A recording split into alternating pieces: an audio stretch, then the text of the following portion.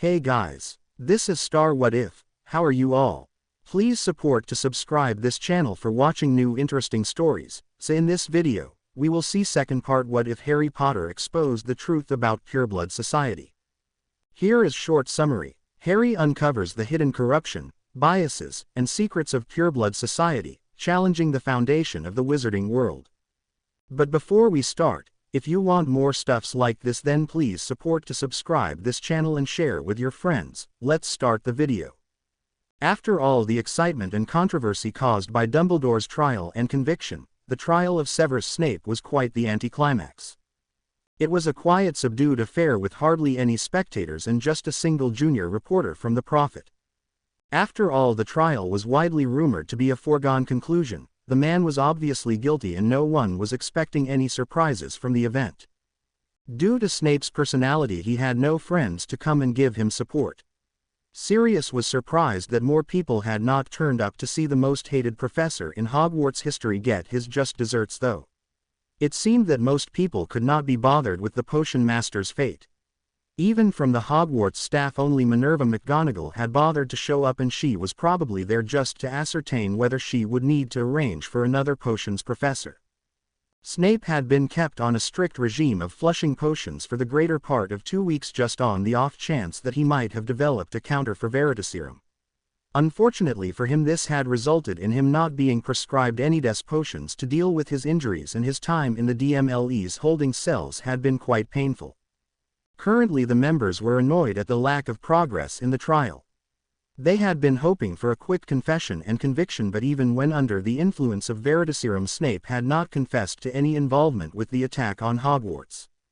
It's obvious that the Confundus charm the accused was hit with during the battle has scrambled his memory so severely that it has worked almost like an obliviate. That can happen sometime when the target is weak-willed or if the spell was cast with a lot of power, announced Frank Longbottom. That is indeed unfortunate. Without a confession, I am not sure what we can find him guilty of. As things stand, I believe the only crime we can charge him with is attempted robbery, said Tiberius Ogden. He was with a group of Death Eaters and apprehended during an attack on the school. I think we can do better than attempted robbery, don't you think? Asked Madame Bones. Unfortunately, his wand was shattered when he was disarmed, and so we have no evidence that he was attacking the school, said Tiberius Ogden. Tiberius had always been a great believer in the law and was extremely reluctant to convict anyone without ironclad evidence of their guilt. A charge of attempted robbery seems quite inadequate though, said Fudge. Ever since Dumbledore's conviction, he had been lauded in the press as a great proponent for law and order. He had been basking in the praise and did not want to ruin his new image by letting someone like Snape off with a light sentence. He has been named a Death Eater before, said Sirius. It was only Dumbledore's testimony that kept him out of Azkaban last time. Once again, that is not enough to warrant a stay in Azkaban. Due to various reasons, simply being a Death Eater was never considered a crime. It is only the crimes that they actually commit that we can sentence them for, intoned Ogden. May I have the court's indulgence for a moment? Due to Dumbledore, the accused was never questioned about his activities in the last war, and I would like to ask him a few questions pertaining to that period, said Sirius. I don't have any problems with that, said Fudge. Thank you, Minister, said Sirius before turning to Snape, who was still under the influence of Veritaserum. Severus Snape, did you have any involvement whatsoever in the deaths of James and Lily Potter?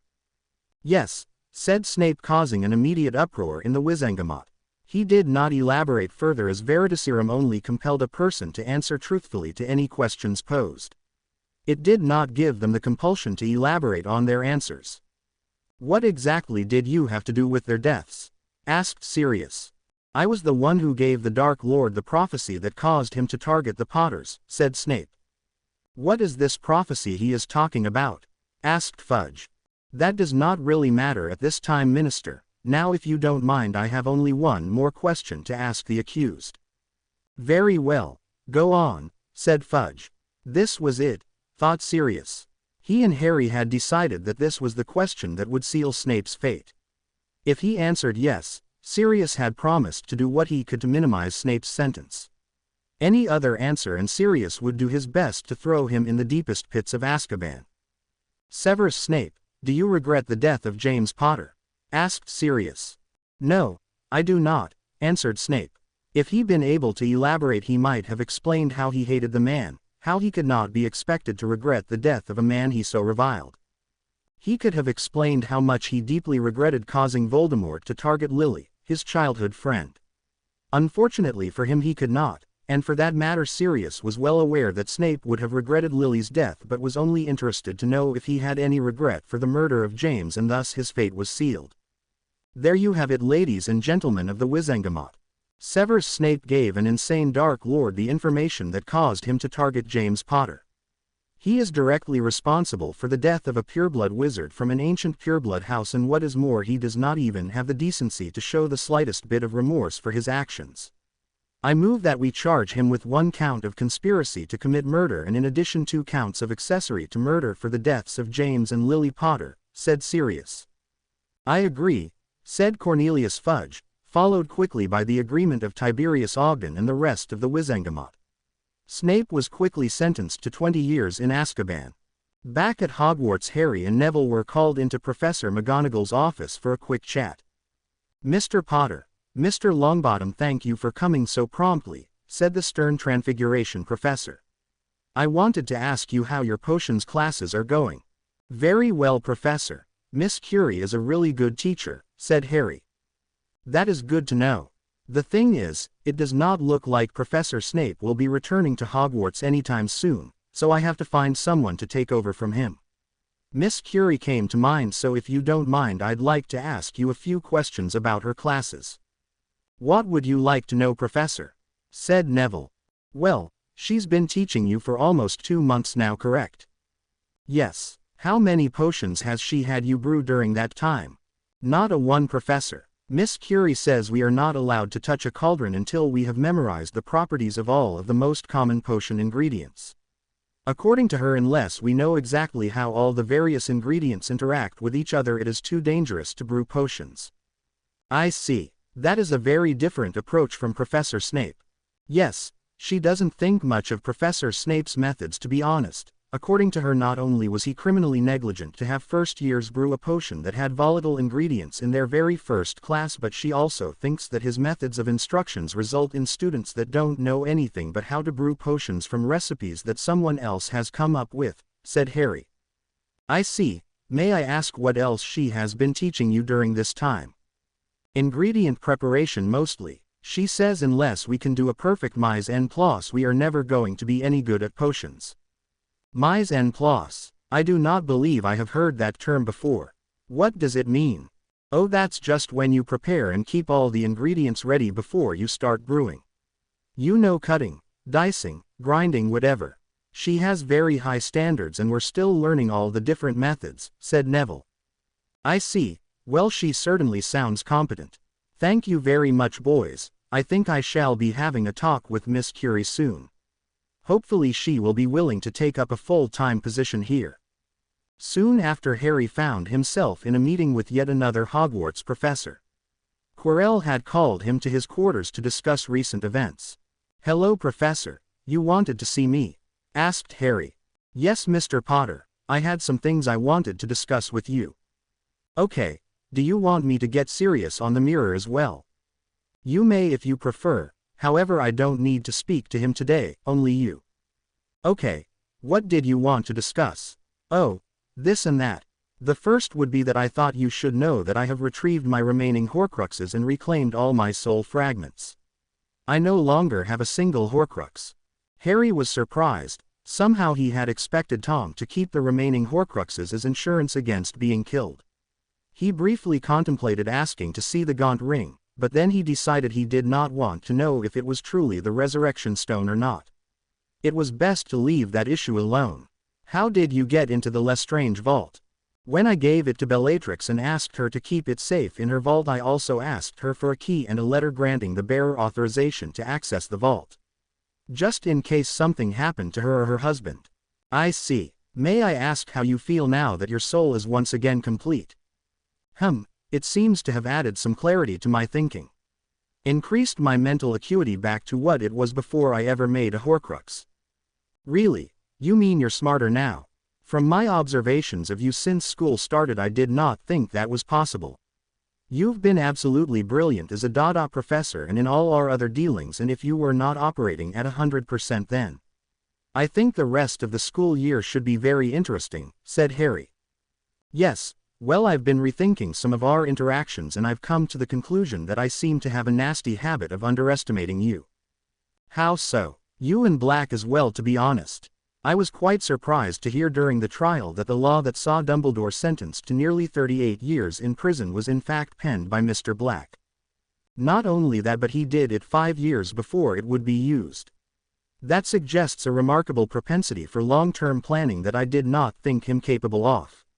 Not only that, but in all our planning sessions he never once let slip that he had written the law that we were planning on using. Tell me, did he write it just so that he could use it against Dumbledore someday? Yes, he did. He hates politics, to tell you the truth. He only entered the Wizengamot so that he could see Dumbledore get what was coming to him. Remarkable. One would almost think he had a bit of seer in him. How did he know that Dumbledore would ever do anything to put the school in danger? Harry really did not want to go into details about his other set of memories, or the fact that it was his mother that had asked Sirius to write up such a law. Dumbledore has always been remarkably unconcerned with the students' safety. Did you know that when Sirius and my parents were in school there was a werewolf attending along with them? Really? Yes, and it seems that the only precaution that Dumbledore took was to provide a place for the transformations. He did not have a professor monitor the transformations or guard the place provided for the same. It seems to have been left totally up to the student himself to make sure that he was secure for the transformations. Not that I have anything against werewolves, you understand. Most of the time they're just people with an unfortunate condition that manifests once a month. However, to leave one to transform unmonitored near a school full of children, it boggles the mind, really. Remarkable. And to think this man was the headmaster. Yes, said Harry. In fact, did you know he didn't even do anything when Snape was almost killed by the student when he followed him during a full moon? Such a pity he wasn't. If anyone deserved to die in such a manner it was Snape. You know, you seem to hold a lot of animosity towards Snape. Much more than you displayed towards the other Death Eaters. Why is that? Isn't it obvious, Potter? I was a Slytherin and I was proud to be one. That man has done more to harm Slytherin House than anyone. Slytherin is supposed to be the house of the cunning and ambitious. Under Snape it has degenerated to a house of mindless thugs. Not only did he turn the rest of the school against Slytherin with his unfair point deductions and behavior, but he set the worst kind of example for the students of his house. Look at the way he made his dislike of you so blatantly obvious. You are the boy who lived, an icon for the rest of the wizarding world. Your influence will only grow from here on, and he set out to insult and humiliate you. Why? A true Slytherin would never have given you the slightest inkling that he disliked you. He would have made sure to make the best possible impression upon you and turned you into his biggest supporter. Now his predecessor, that was a true Slytherin. Slughorn. Yes, did you know that from his position here at Hogwarts, Slughorn amassed the kind of network that most can only dream of? He knew absolutely everyone worth knowing. I dare say that he could arrange for anything that he wanted to. If you were interested in playing professional Quidditch, with one owl he could arrange a meeting with any team coach that you desired. Need to see a healer? Slughorn would be able to put you in touch with the head of St. Mungo's. What's more, he did all this with minimal effort on his part. All he did was throw those Slug Club parties that were hardly a chore, as he himself enjoyed them immensely. And Dumbledore replaced him with Snape. Snape, a man who seemed to derive pleasure from antagonizing as many people as he could. Dumbledore has much to answer for, said Harry. Yes, but to get back on topic, I was saying how I had underestimated you. You know, I was quite surprised by that quill you had me put the compulsion charm on.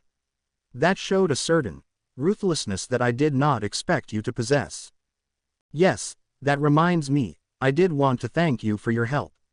Your charm worked perfectly and the Aurors who investigated the incident did not suspect a thing. Yes. Someday you must tell me why that was necessary. Well, anyway, once I became aware that I had been seriously underestimating you, I went over all our interactions and I was wondering. Yes, when exactly do you plan on killing me? Harry stared at Quirrell. It was a supremely dangerous moment. He imagined he could almost feel ice cracking beneath his feet about to plunge him into an icy death. He decided to go mostly with the truth. Professor, I have absolutely no plans to do you any harm whatsoever. For that matter, haven't you forgotten our unbreakable vows to each other? Yes, our vows. They did lull me into quite the false sense of security. But then I remembered, your vow is valid only as long as neither me nor any of my followers attack you. So, you had that altercation with Snape in your first potions class. That could be construed as an attack on you by Snape. For that matter, when we lured my former followers here to the school, their actions could have been taken as an attack on the school and by extension the students, which of course includes you. Right now I doubt whether you are bound by any vow whatsoever.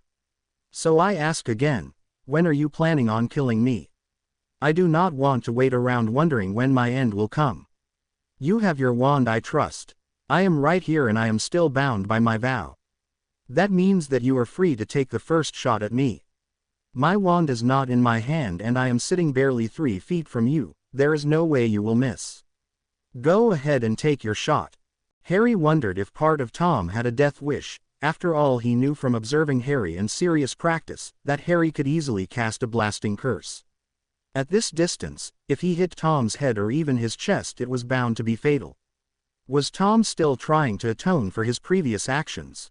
Did he not have anything to live for now that he had disposed of his Death Eaters? Or was he simply trying to goad Harry into freeing him from his vow?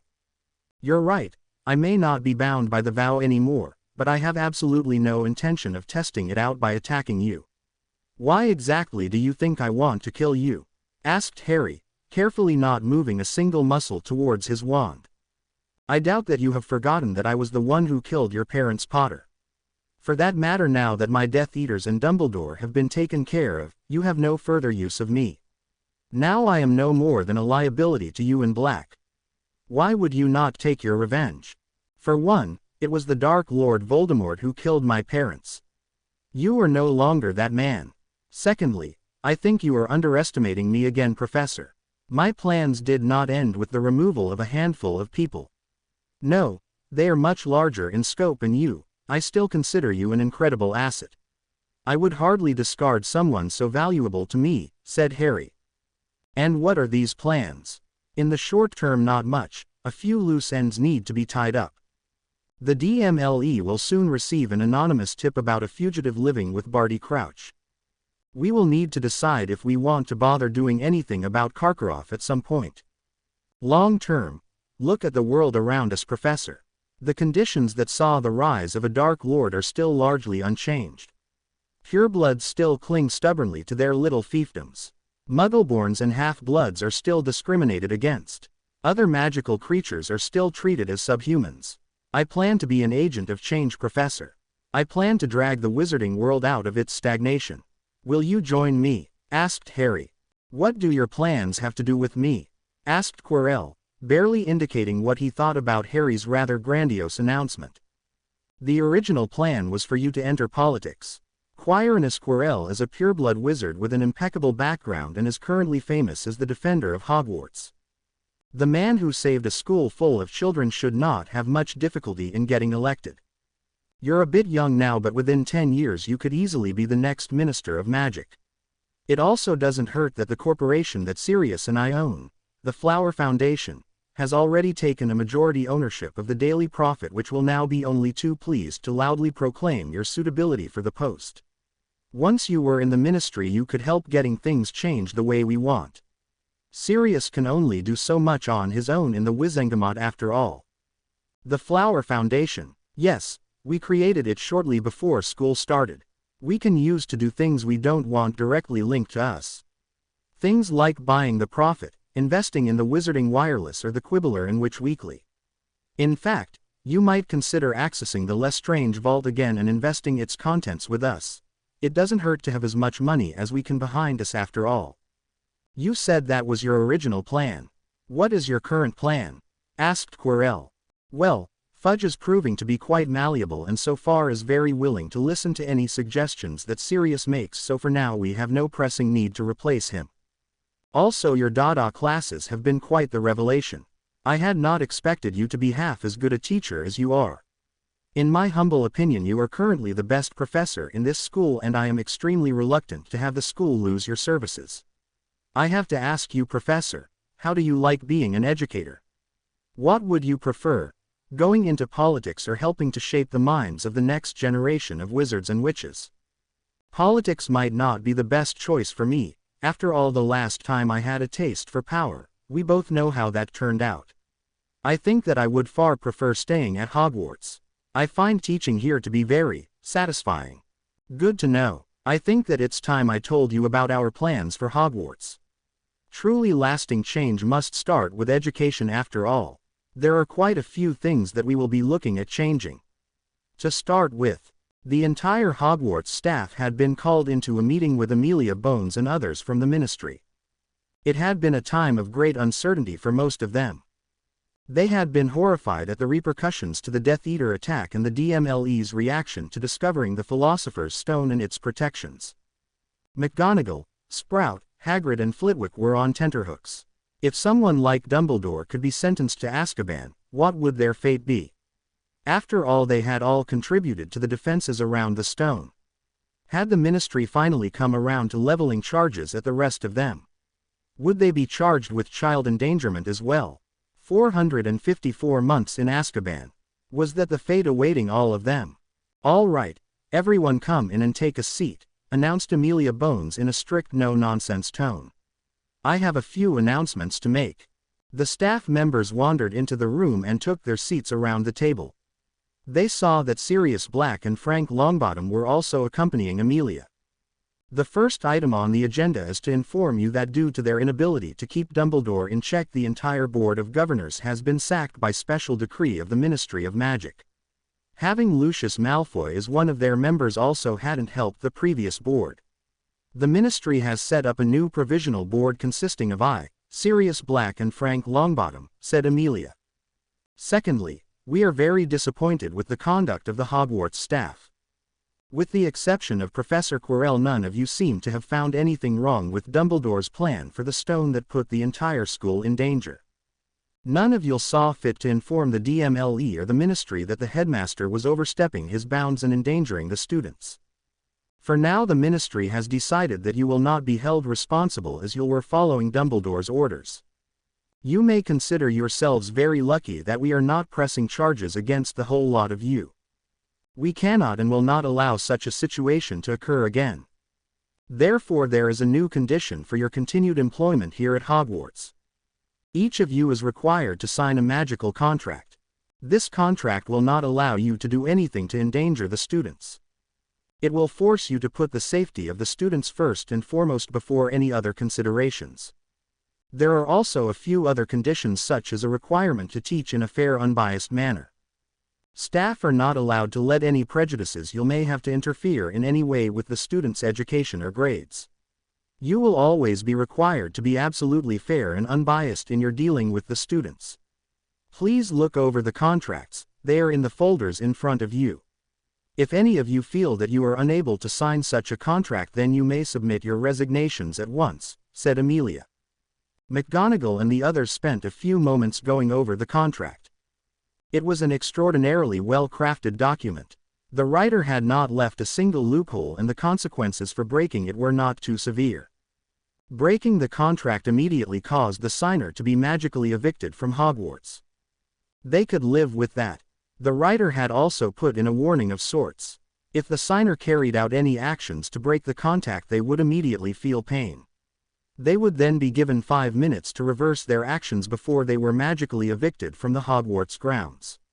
So if someone broke a condition by mistake, they would know and could rectify it. One by one, each member of the staff signed their contracts. The final item on the agenda is the announcement of the new headmaster. We have decided to give the job to someone who has proven that he puts the safety of the children above all other considerations.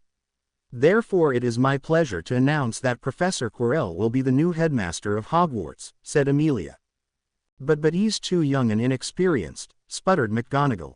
Unfortunately, Minerva, the sad fact is that all your years and years of experience didn't help in keeping the children safe. Did it, Minerva? I'm sorry, Minerva. I know you were next in line for the job, but you were much too close to Dumbledore and you did nothing to stop him from putting the students at risk.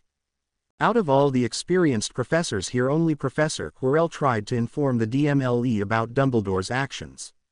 We also questioned the students about his classes and the response we got was overwhelmingly positive. Therefore we feel that he is without a doubt the best man for the job, said Amelia. I will now turn the meeting over to you, Professor Quirrell. Thank you, Madam Bones. Your faith in me is very gratifying and much appreciated.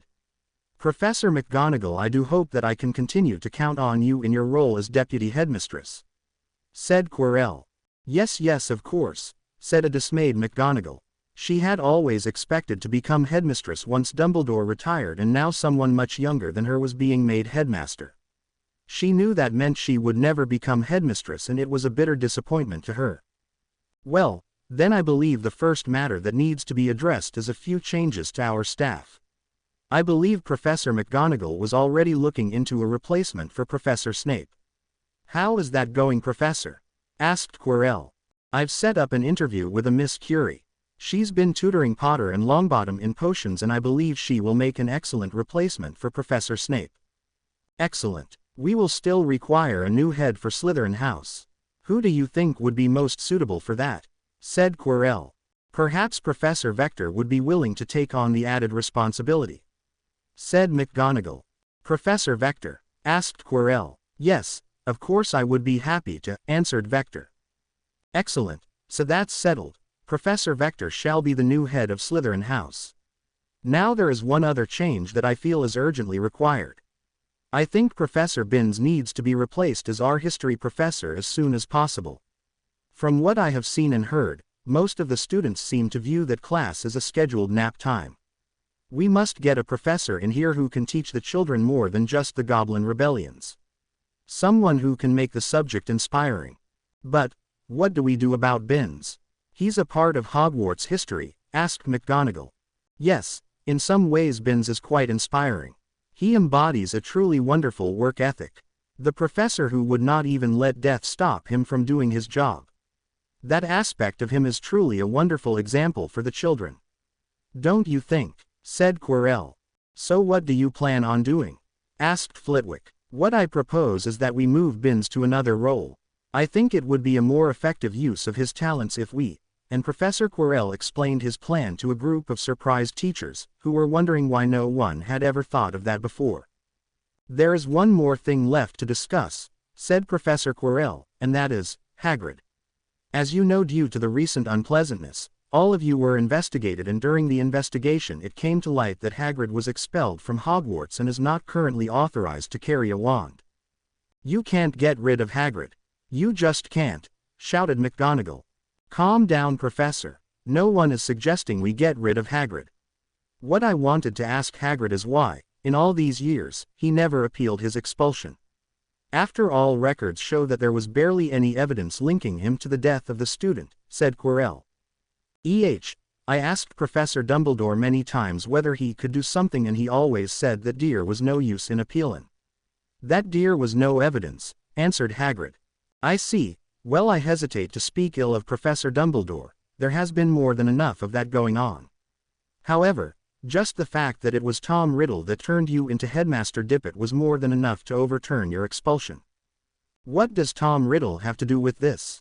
Asked a puzzled McGonagall. And here I thought you were privy to all of Dumbledore's secrets. It's really quite astonishing the number of things he kept close to his chest. Tom Riddle was the birth name of Lord Voldemort, said Amelia Bones. What? Exclaimed Hagrid, it was you know who what turned me in. Yes. Anyway, once that came to light we decided to do something about it, said Frank Longbottom. Why? Hagrid, the Ministry is currently full of people who remember you most fondly from their years at Hogwarts. How many times did you chase Sirius and his friends out of the Forbidden Forest? How many other students have you had over to your house for tea and those unforgettable rock cakes of yours? You could have come to us anytime and we would have done our best to help you. I'm only sorry that I never thought of it before, said Frank Longbottom. But Professor Dumbledore he said Hagrid. Yes, well, thankfully Dumbledore is no longer in charge, said Amelia as she handed over a piece of official-looking parchment to Hagrid, "and as a representative of the Ministry it is my great pleasure to give you this official notice that your previous expulsion has been overturned and you are now authorized to carry a wand." "Gee, thank ye," said a teary, overwhelmed Hagrid. "Right, now as headmaster I would like to talk about moving you to another position. I believe Professor Kettleburn is looking to retire in a few years. With that in mind I'd like you to work with him over the remaining school year. Everyone knows that you know everything there is to know about the care of magical creatures. I'd like you to consider taking your owls and NEWTs for COMC. I'm sure that you can pass the practical portions of the exams right now if you so wish. Professor Kettleburn will help you with the theory part of the exam. Once you have the necessary qualifications we can transition you to the post of assistant professor with the idea that you will eventually become a full professor. I think that the Newt-level students will benefit greatly from working with you," said Quirrell. "I could do that," said Hagrid. "There is one small caveat though, Hagrid. We all know of your, inclination to underestimate the danger posed by certain magical creatures. Therefore for now I would like you to work only with the Newt students. Also I'd like you to get Professor Kettleburn's approval for all the creatures you wish to introduce your students to," said Quirrell. "Of course, Headmaster," said Hagrid. "We should also get Filch to start taking over your duties as groundskeeper. Ideally I would like to limit his interaction with the students as much as possible. The man seems to think that the only way to enforce discipline is by threatening the children with all sorts of tortures," said Quirrell. "Finally, recently the Ministry obtained something that presents us with a priceless educational opportunity." Quirrell retrieved a wooden case from the side of the room and presented it to Hagrid. "Go on and take the lid off," said Quirrell. Hagrid carefully pried off the lid of the case. Inside it, nestled in straw, was a huge black egg. "Blimey, is that a—" "Yes, Hagrid, that is a dragon egg. Professors McGonagall and Flitwick, could you kindly help Hagrid create a flame-proof enclosure? Something large enough to accommodate the dragon's nest as well as our Newt students. The Ministry has authorized us to keep the dragon egg until it hatches and for a little while after that. We can keep it until it's a month old, after which the dragon will have to be transferred to a dragon reserve." "I've always wanted a dragon," whispered Hagrid, staring at the egg in absolute bliss. Quirrell fought hard to keep his face pleasant. Why on earth had the boy insisted that Hagrid be given a dragon? A dragon of all things. Why was he allied with him again? How on earth had the boy known he had the necessary contacts to obtain such an item in the first place? He glumly wondered how many safety charms and wards he would have to layer over the dragon's temporary home before his oath to keep the students safe would be satisfied. Especially as the person who was supposed to be taking care of it was even now looking at it as if it was the cutest, fluffiest kitten on the face of the planet. Oh well, it was only for a month or so anyway, and the students would appreciate getting to see a baby dragon. Hardly any people outside the dragon reserves could make that claim after all. Not to mention that he did owe Hagrid as well. Giving him a dragon might not repay the debt, but surely it reduced it by a bit. He would probably have to organize some tours for the younger children as well, or he'd have to place a 24-hour guard on the enclosure to keep the curious away. "Try not to get too attached to it, Hagrid. Remember we only have it for a short time," warned Quirrell. It was the Christmas break and Harry was back with his family. Dudley was back from Smeltings as well, and the two boys had been trying to cram as much fun into their break as they could. When Sirius Black showed up that morning he found the house a pleasant mix of Christmas cheer topped off with a sprinkling of the chaos that Dudley and Harry specialized in. Petunia opened the door to find an uncharacteristically pale and vaguely shell-shocked looking Sirius. "Sirius, this is a pleasant surprise. What brings you by so early and why are you looking so, said Petunia. "Hi Petunia, just had a bit of news I had to tell you all." "Could you let Harry know I'm here?" said Sirius. "Sure Sirius, why don't you take a seat? I'll put some tea on, shall I?" asked Petunia. "Tea would be lovely, thank you," said Sirius as he sat down in their living room. Harry came running to meet Sirius as soon as he heard that he was there. "Hey Sirius, Mum said you had some news," exclaimed Harry. "Yes, news, yes. Perhaps we should wait for your mum to come back. I could really do with some tea, said Sirius nervously. Okay, now you've got me worried. What's happened? Asked Harry. Oh, it's nothing to worry about really, said Sirius. Petunia came in with the tea at that moment and Harry was jumping out of his skin with impatience as she served tea to Sirius. Come on now, you've got your tea. Now tell me what happened, said Harry. It's all your mother's fault, said Sirius. Me, what did I do? Exclaimed a surprised Petunia. Sorry Petunia, not you, I was talking about Lily, said Sirius. Huh, what did Lily do? Asked Petunia. You know what happened 10 years ago, right? Asked Sirius. You mean, when she? Asked Petunia. Yes, exactly. Well, she had a plan and part of the plan required me to become friends with Amelia Bones.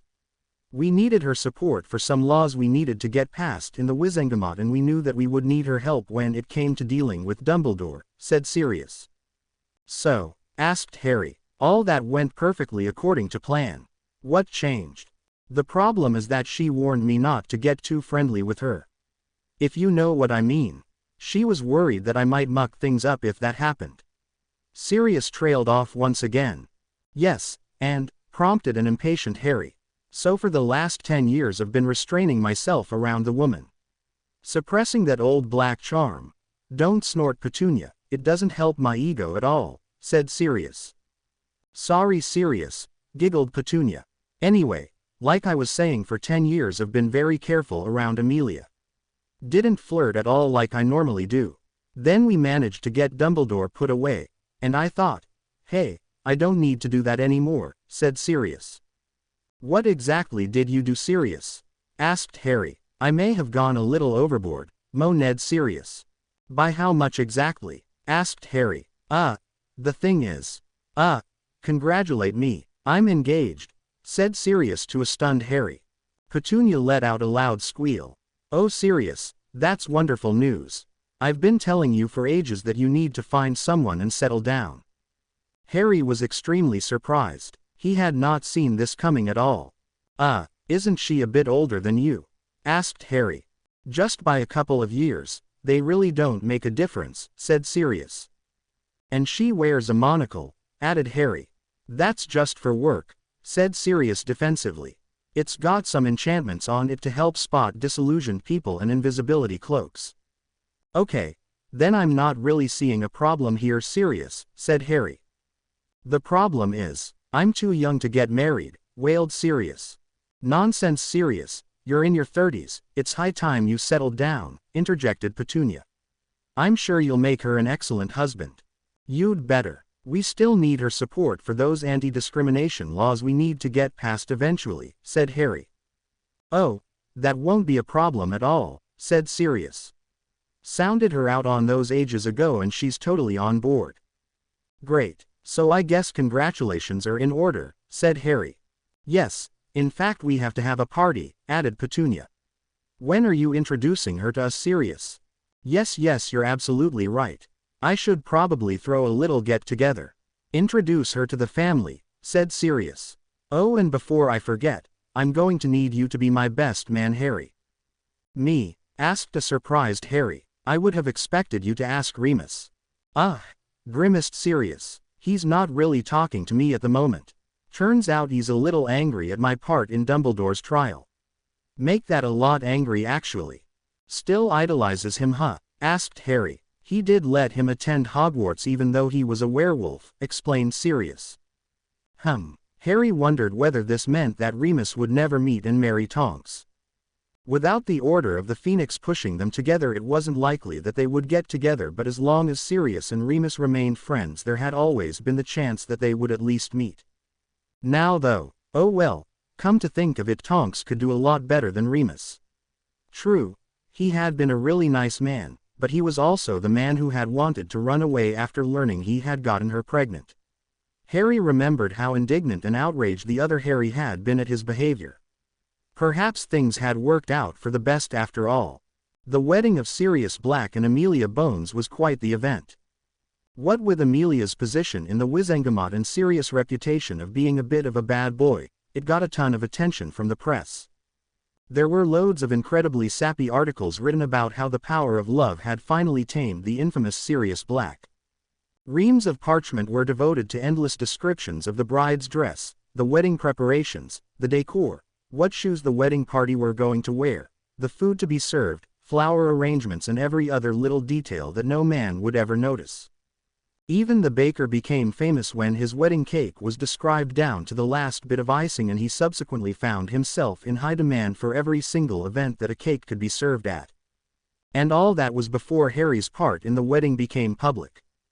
Once the press found out that the boy who lived was going to be the best man, the amount of attention the wedding started getting was insane. Harry and Sirius didn't really pay any attention to the press or give any interviews, which only spurred the reporters to greater heights of speculation. Thankfully, due to their new acquisition of controlling interest in the Prophet, people like Rita Skeeter were unable to write the kind of articles they specialized in other publications like Witch Weekly were much happier printing in-depth analyses of their clothes, rather than trying to tear down their reputations. Rita was actually being kept quite busy, as Sirius through his controlling interest of the Prophet had already commissioned her to write a book about Dumbledore. Harry was quite looking forward to the publication of the book designed to shred Dumbledore's already tattered reputation even further. He wondered if perhaps he was being a bit petty, but he really didn't want Dumbledore being turned into some sort of martyr, and if tarnishing his reputation even further prevented that, then so be it. Harry invited Hermione and Neville as his guests to the wedding. He also took full advantage of the opportunity to get to know Susan Bones better, and by the time the wedding was over was able to call both her and Hannah Abbott good friends. Before Sirius left on his honeymoon, he did give Harry a gift. A certain wand he had managed to sneak out of the DMLE's evidence room. He had replaced it with a copy that would fool anyone on first sight. He didn't know why Harry had wanted it, and he didn't really care. Harry on his part thanked Sirius profusely, then went and placed the wand carefully in the deepest corner of his vault. It seemed to work very well for him, but he felt it was better to continue to use his old holly and phoenix feather wand. The other wand could be kept for emergencies. Hopefully he would never ever need it. It was the end of the school year, and for a change Ravenclaw had won the House Cup. Quirrell had just finished awarding the cup to a pleased Flitwick, and he was now calling for the students to quieten down. "Settle down everyone. I have a few more announcements to get through," said Quirrell in his usual calm manner. "Yes, thank you. Now, as you all know, we have seen some changes in the last year, most noticeably in potions and history of magic. I'd like to announce that the governors have given their approval for making Professors Hawkins and Curie permanent members of the Hogwarts staff.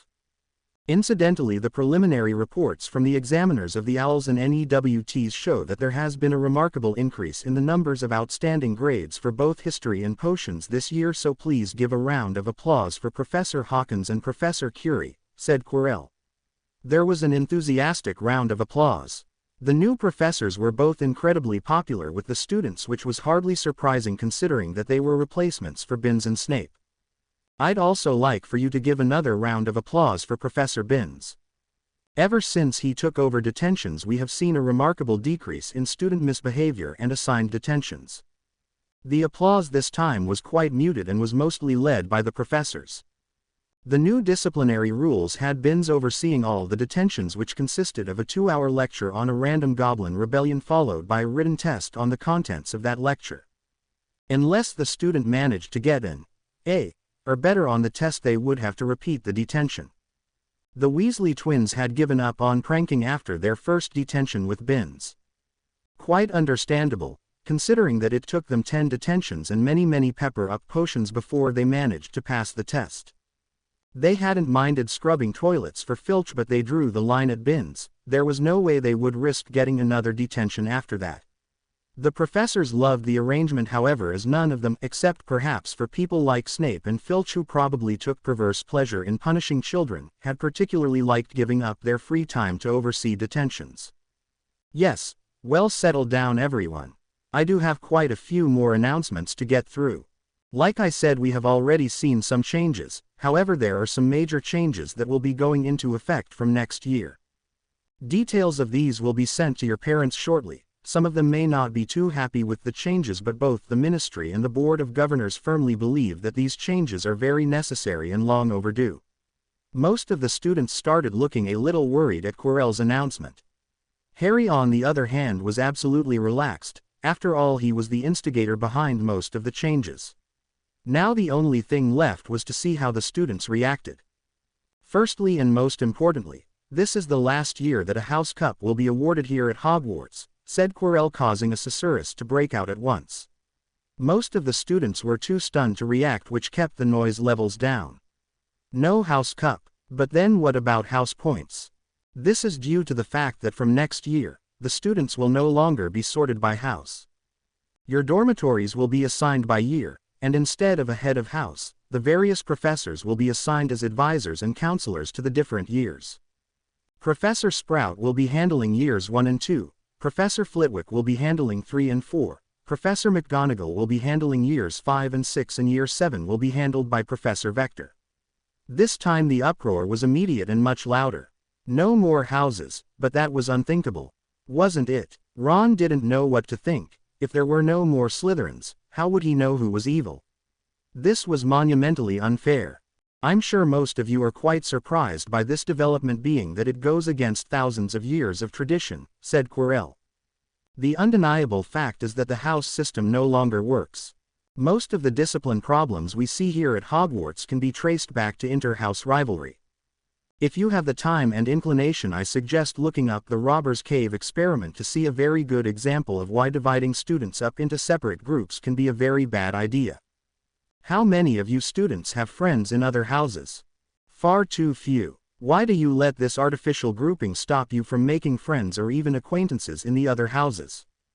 Anyway, to cut a long story short, henceforth here at Hogwarts we will no longer have houses. All students will be assigned dormitories by year, classes will be grouped at random or by grades, and the points system will also be reworked. Well, to tell you the truth, we still have not decided what to do about the point system. There was some talk about keeping it in place but tracking the points by students instead of by house. That way we could award a prize to the student in each year who has won the most points. However, I am not yet convinced that this would be a good idea. By now the students were totally in shock, but still one of them called out, "But what about Quidditch?" Quidditch unfortunately had taken a severe drop in popularity that year. The first Quidditch match after the professors had taken their oath had been interrupted by all the professors running out onto the field and blasting the bludgers to shreds moments after the game had started. An unexpected effect of their oath to keep the students safe had been that all Quidditch matches had to be cancelled while the professors worked out how to make it safer. They had started with the bludgers, of course. Iron balls whizzing around trying to knock players of their brooms would never be safe. These had been replaced by marshmallow soft rubber balls that would not even leave a bruise. This meant that the players could mostly ignore the bludgers totally. Next, the professors had turned their attention to the rest of the game. Anti-collision charms and speed limiters had been placed on all the brooms. Their robes had been modified with cushioning and levitation charms so that even if a student fell off a broom 100 feet in the air, they would get hurt less than if they had tripped while walking down a corridor. Needless to say, the game's popularity had taken a steep nosedive. The one most frustrated by all of this was Harry, especially as he had been the one who had thought of the oaths. Quidditch had been an unforeseen casualty of his changes. While he had not wanted to play again in his first year, he had still fully intended to try out in his second or maybe third year. Now though, the game had all the excitement of watching two snails race. Sure, one of them would eventually win, but it sure as hell wasn't anything that anyone would ever want to watch. He and Sirius had been brainstorming ideas on how to make Quidditch exciting all year. Ah yes, Quidditch. As I'm sure you're aware, we have been having some problems with the sport here at Hogwarts. Our changes to make the game safer for our students have, I admit, not been very popular. We will be making some changes to the game that I hope will see it return to its former popularity. To begin with, the problem with the bludgers is that going back to the iron balls is obviously impossible, due to their highly dangerous nature, and the new balls can be effectively ignored by all the players, making the beaters redundant. To fix this, the bludgers will have a new function in the game. When a bludger hits a player, the player's broom will immediately drop its speed by 5% for 5 minutes. This means that the bludger can no longer be ignored and will still be a factor in the games. Next, I know the speed limiters on the broom have been highly unpopular. These will be removed for every player that can demonstrate that they can pilot a broom at its top speed. We will also be getting new brooms for all players. We have been in touch with the Nimbus Corporation, which will be providing Hogwarts with a completely new set of brooms. Players will no longer be allowed to play on their own brooms. This should equalize the game so that it will no longer be the players who can afford the best broom who will win. I am also hiring 2 new coaches who will be joining Madam Hooch to ensure that everyone is well trained. Previously your Quidditch training was left up to your team captains. This is no longer acceptable. Having untrained flyers playing is a risk that will no longer be tolerated. Obviously we will no longer have house teams, which as far as I am concerned, is a good thing. Each of our houses have hundreds of students but only 7 students per house get a chance to play. Giving only 7 students per house the opportunity to play competitive Quidditch is a travesty that is no doubt responsible for the dismal performance of our national teams in each World Cup. I hope to see more students playing Quidditch, and so from now on, any 7 students can form a team and you can have as many teams as you can form. Each team will have scheduled practices with our coaches who will help them reach their full potential. I hope to see many more students playing next year, finished Quirrell to thunderous applause. The students loved the sound of new brooms for everyone, and the idea that more of them would get to play was immediately wildly popular. Quirrell paused for a bit. He knew that he had already shocked the students with his changes. Unfortunately for them he was not done yet. As I look around, I am saddened by the sight of some of our graduating Pureblood students. The sad fact is that most of them will spend the rest of their lives skulking within our little wizarding enclaves. Most of them know so little about the non-magical world that they would not even be able to get a job flipping burgers. I'm sure that most of them don't even know what I mean by the term, flipping burgers. There are those who did not mind you being kept ignorant of the world around you. I'm sure it made certain people's jobs easier if you did not ever venture out into the non-magical world. I am not one of those people. We are wizards and witches. We should be able to go anywhere and do anything that we want to do. So, Quirrell paused and looked around at the students. From next year every single student who does not have at least one non-magical parent is required to take a new subject, that is, the culture and customs of non-magical people. Our previous so-called Muggle studies classes were found to be totally inadequate and have been scrapped. In addition, all students without at least one magical parent are required to attend our classes on the culture and customs of magical people. Do not worry about being bored. As part of both these courses we will be arranging for several field trips throughout the year that will be so much fun that we will be making them open to all students. We have already planned trips to places such as cinemas, museums, dragon reserves, amusement parks and the Wizengamot. In addition to this, changes have been made to our third-year electives. Divination will still be offered but will no longer count towards your requirement of taking 2 electives. Students will be required to take any 2 of either Ancient Runes, Arithmancy or Care of Magical Creature. These changes of course will not be enforced on students who have already taken their owls, as it is probably too late for them to pick up the new subjects. Trelawney looked deeply unhappy about this but knew that there would always be some students who would be fascinated at the thought of predicting the future. Also, to supplement their knowledge of the non-magical world, we are introducing several non-magical subjects such as geography, physics, chemistry, biology, literature and mathematics. Our history course is being modified to include the history of both the magical world as well as the non-magical world.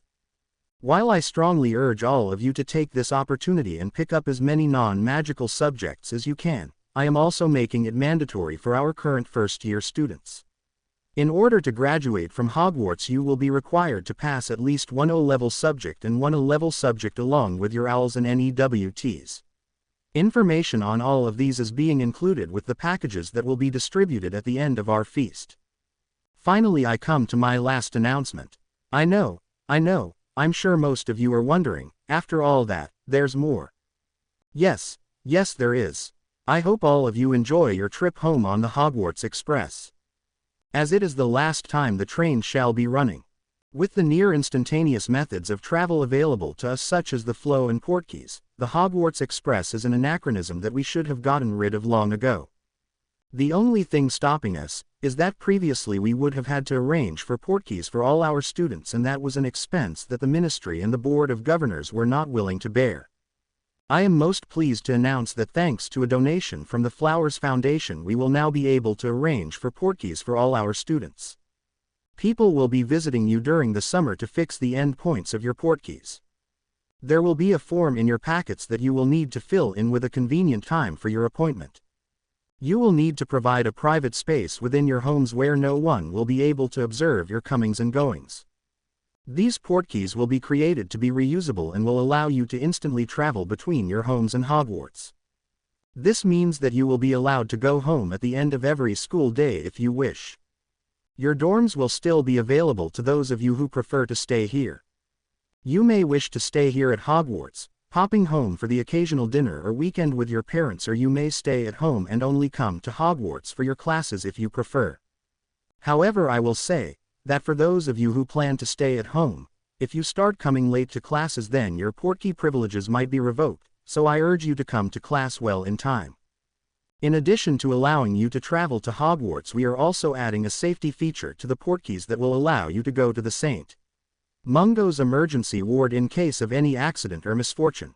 For security reasons, when coming to Hogwarts, only the student keyed to the Portkey will be allowed, but in cases of emergency, anyone touching the Portkey will be taken to St. Mungo's. Quirrell smirked at the students. He knew the last one was going to blow the minds of all the Muggle-borns at least. Did I say that was going to be my last announcement? I do have just one last thing. When the person comes to set up the end point of your Portkey, they will also help you designate an area within your house. You will need to provide an area in which you have absolute privacy. A bedroom would probably be ideal. Within this area, you will be allowed to practice magic. Now this caused the loudest uproar of all. To be able to use magic over the summer. That was incredible. Please look at the information packets very carefully for information regarding how to practice magic safely. The Ministry will find out if there are any breaches of the Statute of Secrecy. Your right to use magic over the summer will be revoked in case of any breach. I also insist that any magic you do perform be restricted to spells that you have covered in class. Learning new spells unsupervised can be dangerous, and I do not want to hear of any student ending up in St. Mungo's. Quirrell finished to the sound of thunderous applause. The final announcement had won over all the students, except for a few of the purebloods who were disgruntled, but then these days who cared about what people like that thought. On his way out the hall, Quirrell stopped by Harry. "Mr. Potter, I've set up that meeting you wanted, so could you come by my office early tomorrow morning? They'll be flowing in at 8:30 a.m. We should be finished well in time for you to catch the express." "That's great, Headmaster. I'll see you then," answered Harry. The next morning Harry made his way to the headmaster's office past the gargoyle that had standing orders to let him by whenever he wanted. It wasn't such a big deal, as Quirrell had given the gargoyle orders to let any student in, as long as he was there in the office and not in a meeting. According to him, there was no point in being headmaster if the students couldn't come see you. "Ah, Harry, I'm glad you came by early. I wanted to ask you how you knew that the girl would test as highly as she did," asked Quirrell. "I didn't. Not for certain anyway. Let's just say I had my suspicions," said Harry. "Keeping things close to the chest as always. Can't say I disagree with that. Anyway, take a seat. They should be here any minute." Just then the fire turned green and an eccentrically dressed man stepped out of the fire, accompanied by a beautiful woman and a little blonde girl with a dreamy expression upon her face. "Mr. and Mrs. Lovegood, welcome. I'm so glad you could make it in today, and this must be Luna. How are you, my dear?" "I'm quite well, Headmaster, thank you for asking," answered Luna. "Well, Mr. and Mrs. Lovegood, please take a seat. I'm sure you're wondering why I asked you to come in, but first meet Harry Potter. I've asked him to sit in on this meeting. I'll explain why in just a few minutes." "Pleased to meet you, Mr. Potter," said a surprised Xenophilius Lovegood. He wondered whether he take the opportunity and ask Harry for an interview. Then he reconsidered. That would be much too prosaic for his readers. They were much happier reading about the ministry's secret army of heliopaths. Come to think of it, it was high time he did another piece on them, that in the relationship between garden gnomes and the health of one's rutabagas. Thank you, sir. Pleasure's all mine, I'm sure, and please call me Harry, said Harry. Well, how about a cup of tea then? We can get to the reason I've asked you all here today, said Quirrell. Tea would be lovely, said Mrs. Lovegood. Excellent. Tippy, could you get tea for everyone? Called out Professor Quirrell to one of Hogwarts' many elves who in the blink of an eye had served everyone tea. Now then, as you may or may not know, since I took over from Professor Dumbledore, I've been busy working on ways to upgrade the standard of education here at Hogwarts. One of the many initiatives we've taken is to have every incoming student take an IQ and magical aptitude test. These were sent out earlier this month to all students who are expected to enroll next year. As I'm sure you're aware, Miss Lovegood took one as well. Would you be interested to know how she did? Said Quirrell. I'm sure she did very well. Our little Luna has always been very bright, said Mrs. Lovegood. Very well would be quite the understatement, Mr. Lovegood. Your daughter obtained a score that was vastly higher than any other incoming student. In fact, she did so much better than all her peers that I think it would be a criminal waste of her time for her to have to suffer through first year with all the rest, said Quirrell, ignoring the fact that the girl he had just declared a genius of some sort was currently wandering around his office chatting with the various portraits. She did that well? Asked Mr. Lovegood. He wasn't really surprised. This was his Luna the man was talking about after all, but he knew that sometimes it was better to seem a little humble. In the past, other parents had not reacted very well when he patiently explained to them all the reasons why his Luna was so obviously superior to their children. He was surprised at how affable the headmaster was being. Someone with so dark an aura would usually not be so nice. Just went to show, really, you could never take anything for granted. Yes, she did. You should be very proud of her. Unfortunately, one of the drawbacks of any school is that we are forced to teach at a pace that the average student can learn at. This means that bright children like Luna are often quite bored at school, which in my experience translates into them not performing to their full potential. Previously we dealt with this by using the sorting hat, which simply sorted those children into Ravenclaw House where their educational requirements would hopefully be better taken care of. However, from next year we will no longer have separate houses, so we needed to come up with some system to better cater to our more intelligent students. Hence the IQ tests. Students who have proven to be better than average may be provided with accelerated or advanced instruction. You might call it unfair to the students left out, but if they work hard, any of them could also join the advanced classes. However, Luna is, like we said, in a league all of her own, so with your permission I'd like to carry out a little experiment, said Quirrell. What kind of experiment? Asked Luna's mother, looking a little worried. She did not like hearing the word experiment. Her family had not been having too much success with experiments lately. Not after the last time her husband had suggested a series of experiments. On hot days the house still smelled of aardvark and kangaroo. Then there had been the inexplicable feeling of dread the last time she was about to start working on her own spell crafting experiments. It had made it impossible for her to do her work that day. It reminded her of some dreams she had had, a long time ago. Dreams that still gave her the chills. No, experiment was not a word she currently wanted to hear. Mr. Potter here is our top student this year, and he has graciously agreed to tutor Miss Lovegood over the summer holidays. I'd have asked some of the teachers, but unfortunately I don't have the budget to cover their expenses just for one student, but I will also be coming by on occasion to supervise and hopefully go over the defense curriculum. What I'd like to do is set up some exams before the beginning of next year's classes. These will be the standard ones normally given to students at the end of the first year. If Luna does well enough in these, we can go ahead and enroll her right into second year. How does that sound? Said Quirrell. You want the boy who lived to tutor Luna? Said Mrs. Lovegood in a slight state of shock. How can we say no to that? But, I'm still a bit worried. Won't she be at a disadvantage, being a year behind the other students? Not at all, Mrs. Lovegood. I wouldn't suggest it if I didn't think she could handle it, and besides, the worst case scenario here is that she doesn't manage to pass the exams, in which case we'll just have her join the first year as usual, I really don't see that happening though, said Quirrell.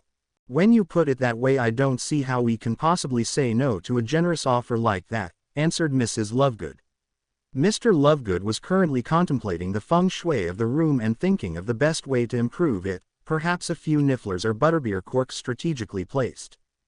Excellent, excellent. Now I've arranged things with the ministry. Here's Miss Lovegood's exemption from the restriction on underage sorcery law. This allows her to practice magic this summer as long as it's done in private without violating any of the secrecy laws, said Quirrell. Where would these classes be held? Asked Mrs. Lovegood. She can come over to my godfather's house every day, or I could come over to your house if it's on the flow, said Harry. Yes, it is. The flow address is the Rookery. I'm sure you will be able to work out those details among yourselves, said Professor Quirrell, beaming brightly at all the people present in the room. All right then, so I can flow by your house this Monday for Luna's first lesson, if that's okay with you, said Harry. That should be fine, and thank you so much for agreeing to do this, said Mrs. Lovegood. My pleasure, Mrs. Lovegood. Okay then, Luna, here's my set of textbooks from last year. Do you think you can read the first chapter of each by Monday? Said Harry as he dumped a large pile of books into Luna's arms. Not a problem, as long as the Nargles stay away, beamed Luna. Come on, Luna, even I know that Nargles are supposed to be nocturnal. So I'll expect you to have the first chapters read by then. Great, and if you can get a wand by then, that would be great, said Harry. We can go straight to Ollivander's after this, said Mrs. Lovegood. Mr. Lovegood wondered why Luna needed another wand. After all, she had been perfectly happy using his grandmother's wand all these years. Oh well, her mother knew best after all. Best to just go with the flow. Great, then I'll see you bright and early Monday morning, said Harry. See you then, Harry, said an excited Luna. See you, Luna, said Harry, grinning madly at Luna as the family flowed out of the headmaster's office. Harry, Sirius and Dudley stormed into number 4 Privet Drive, giggling madly. They flopped down upon the couch before breaking out into gales of laughter which brought Petunia rushing into the room. What have you lot been up to now? She asked in an exasperated tone. In her experience, anytime the three of them laughed so much they had been up to a whole lot of trouble. Nothing much, Mum. Just breaking the hearts of a few hundred women, said Harry. What have you done now? Yelled Petunia, already dreading to hear the answer. Shut up, Harry. You're making it sound a lot worse than what it was. Let me explain before you give your mum a heart attack, said Sirius. Please do, muttered Petunia. Okay, so there's this author called Lockhart. He's written a bunch of books which have him defeating a whole bunch of dark creatures. Bit of a ponce, but he's got all the witches swooning over him. Witch Weekly even gave him an award for most charming smile, if you can believe that. Anyway, our boy here was convinced that he's a fraud and he decided that we needed to do something about it. And what did you decide to do about it? Nothing too drastic, Mum. He had a signing today at Diagon Alley. All we did was slip a little Veritaserum into his drink, said Harry. What exactly is Veritaserum? Asked Petunia. It's a perfectly harmless truth serum, Mum. All it does is make the person tell the truth. Nothing else, said Harry. I see. I take it that your plan worked? Asked Petunia. Yep, perfectly. The very first question someone asked him, I think it was a question about how he defeated some werewolf, had him telling the real story, all about how he wasn't the one who had defeated the werewolf. He simply interviewed the man who had and then obliviated him. You should have seen it, Mum. 1 minute there were all these women literally drooling over him, and the next he was running from a mob of angry women who were flinging hexes at him. It was absolutely hysterical, giggled Sirius. I bet he'll be arrested soon. So, to sum up, you decided to drug a celebrity author with a mind-altering substance, and then you let him get attacked by an angry mob? Asked Petunia. Yes, but you're making it sound like I did something wrong, whimpered Harry, suddenly realizing that he might actually be in trouble. He was stealing people's accomplishments, Mum, and then wiping their memories. If you suspected that, you should have reported it to the Aurors. After all, it's not like your Aunt Amelia is the head of the DMLE, now is it? Snapped Petunia. Mumbled Harry. And you, said Petunia, whirling on Sirius. I thought marriage would have given you some sense of responsibility. Just wait until I tell Amelia what you've been up to. Sirius paled rather rapidly. He loved Amelia to bits, he really did, but his wife tended to disapprove rather strongly about pranks like this, and he really didn't want to have to spend the night sleeping on a couch. Petunia, come on, it was just a little prank. There was no harm done. Lockhart's fine. Well, until the Orrs get a hold of him anyway. There really is no need to drag Amelia into this. Please. Fine, humphed Petunia. However, Harry and Dudley are getting grounded for a week. Is that understood, Harry? Yes, Mum, whimpered Harry, trying valiantly to look all innocent and pathetic. It's just that I have to tutor Luna. You wouldn't make her fall behind in her studies just because I did something incredibly foolish. No, I guess not. We'll just have to have Sirius fetch her here every day. I'm sure he won't mind. Would you mind, Sirius? No, of course not. Just send her an owl with the change in plans, will you, Harry? Tell her I'll pick her up at 9 in the morning and apparate her here, said Sirius. He smirked to himself.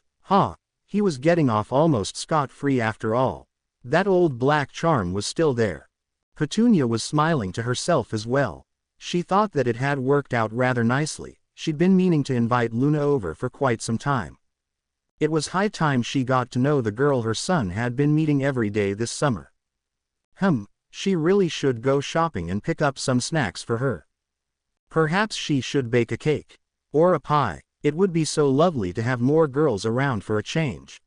She would insist that Harry invite that Hermione girl he spoke of so often as well.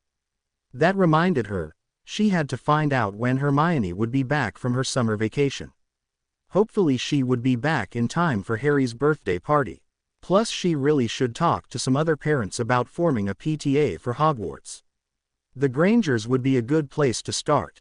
A few weeks later, Harry was busy prepping for his next class with Luna when Petunia called him. He went down to find his mother happily chatting with Hermione on the phone. He quickly grabbed the phone from her before she could embarrass him.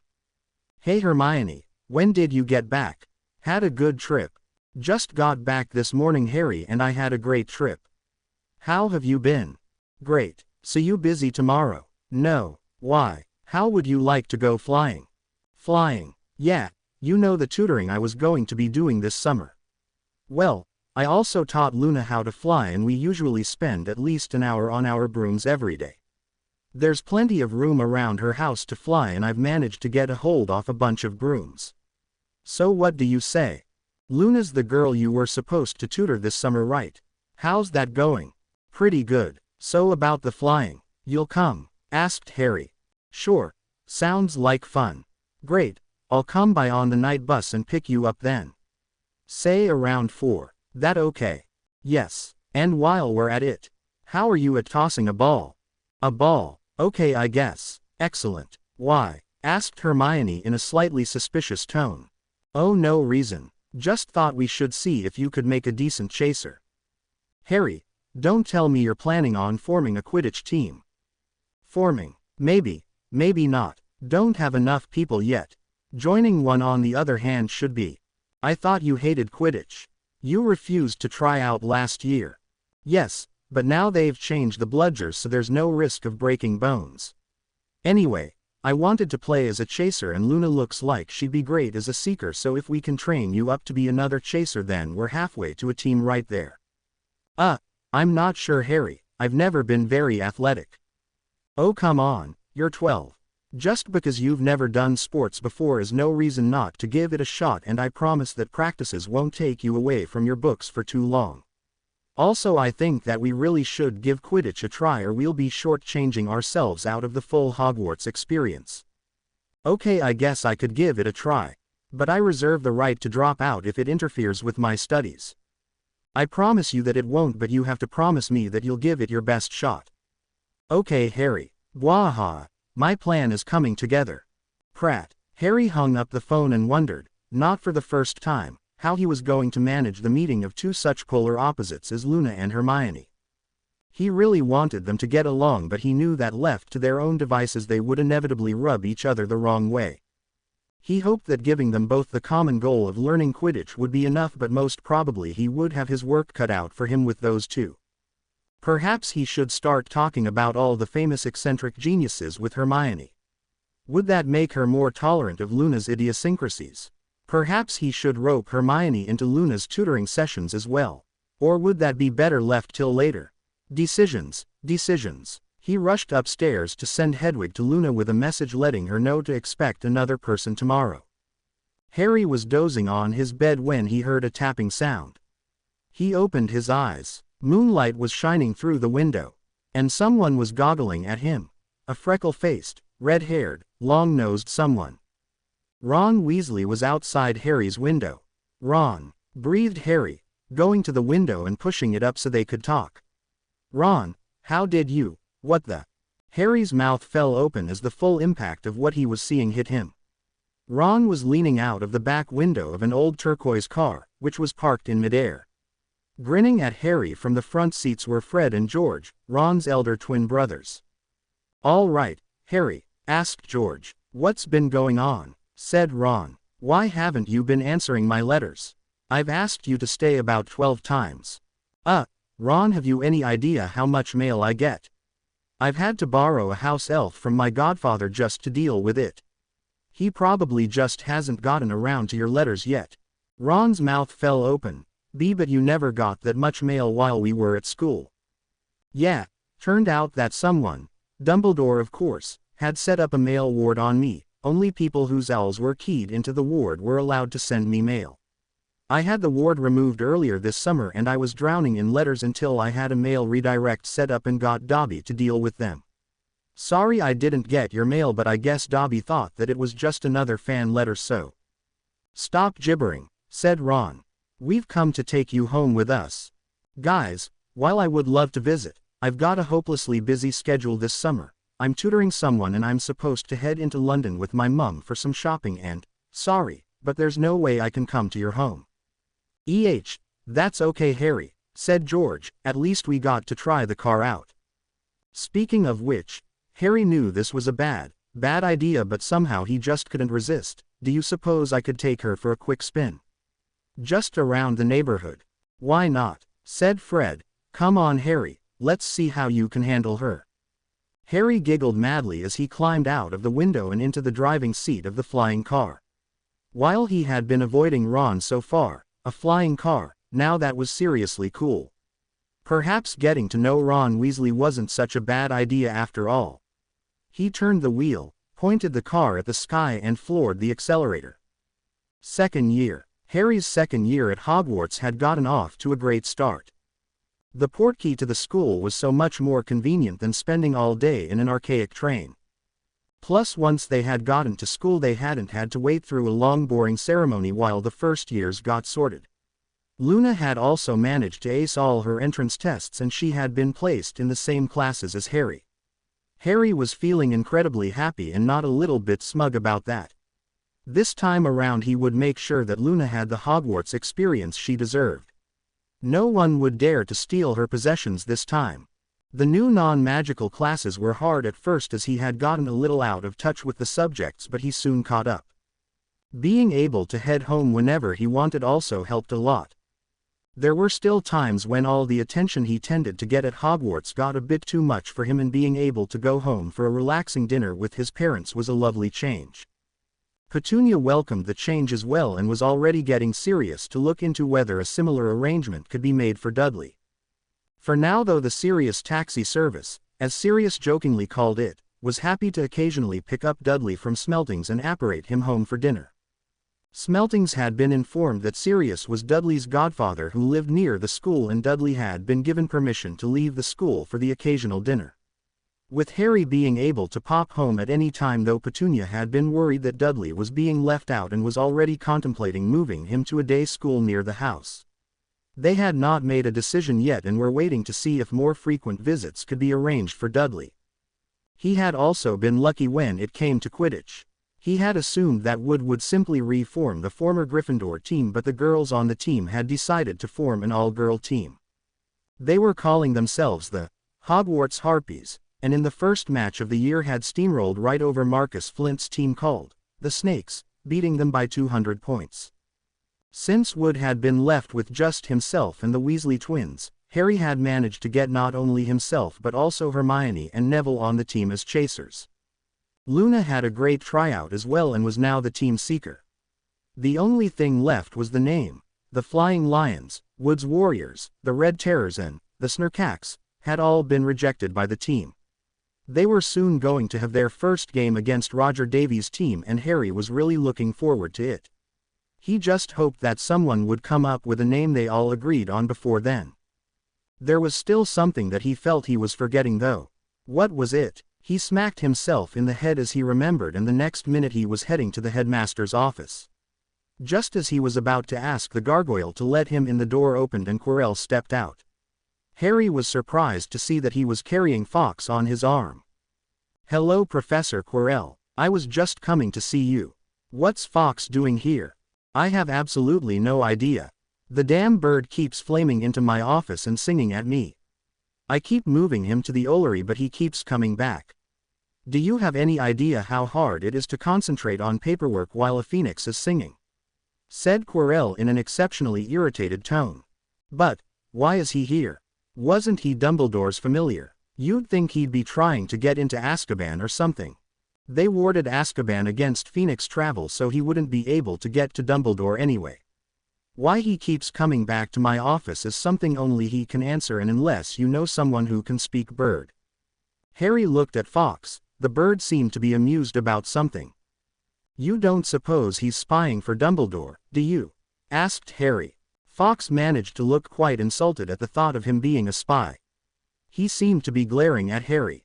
"I doubt that. Dumbledore would have had to come up with a telepathic means of communication with a phoenix for that to be possible. I've already checked him for scrying or eavesdropping charms and as far as I can tell he's quite clean of any enchantments. Perhaps he's simply coming back to a place that is familiar to him." "You could always ward your office against him," suggested Harry. "I felt that would be needlessly cruel. No, sooner or later Fawkes will learn to get used to the Ollery. I wonder, have you considered that he was never Dumbledore's familiar? Perhaps he simply likes living at the school. Conjecture of that sort is quite useless. As I said before, we have no real way of knowing his motives." By now they had reached the Ollery and Quirrell deposited Fawkes on one of the many perches. "Please stay here this time, Fawkes. I'll have the elves get you some really delicious treats if you behave. You'd like some nice crispy bacon, wouldn't you?" said Quirrell to the bird.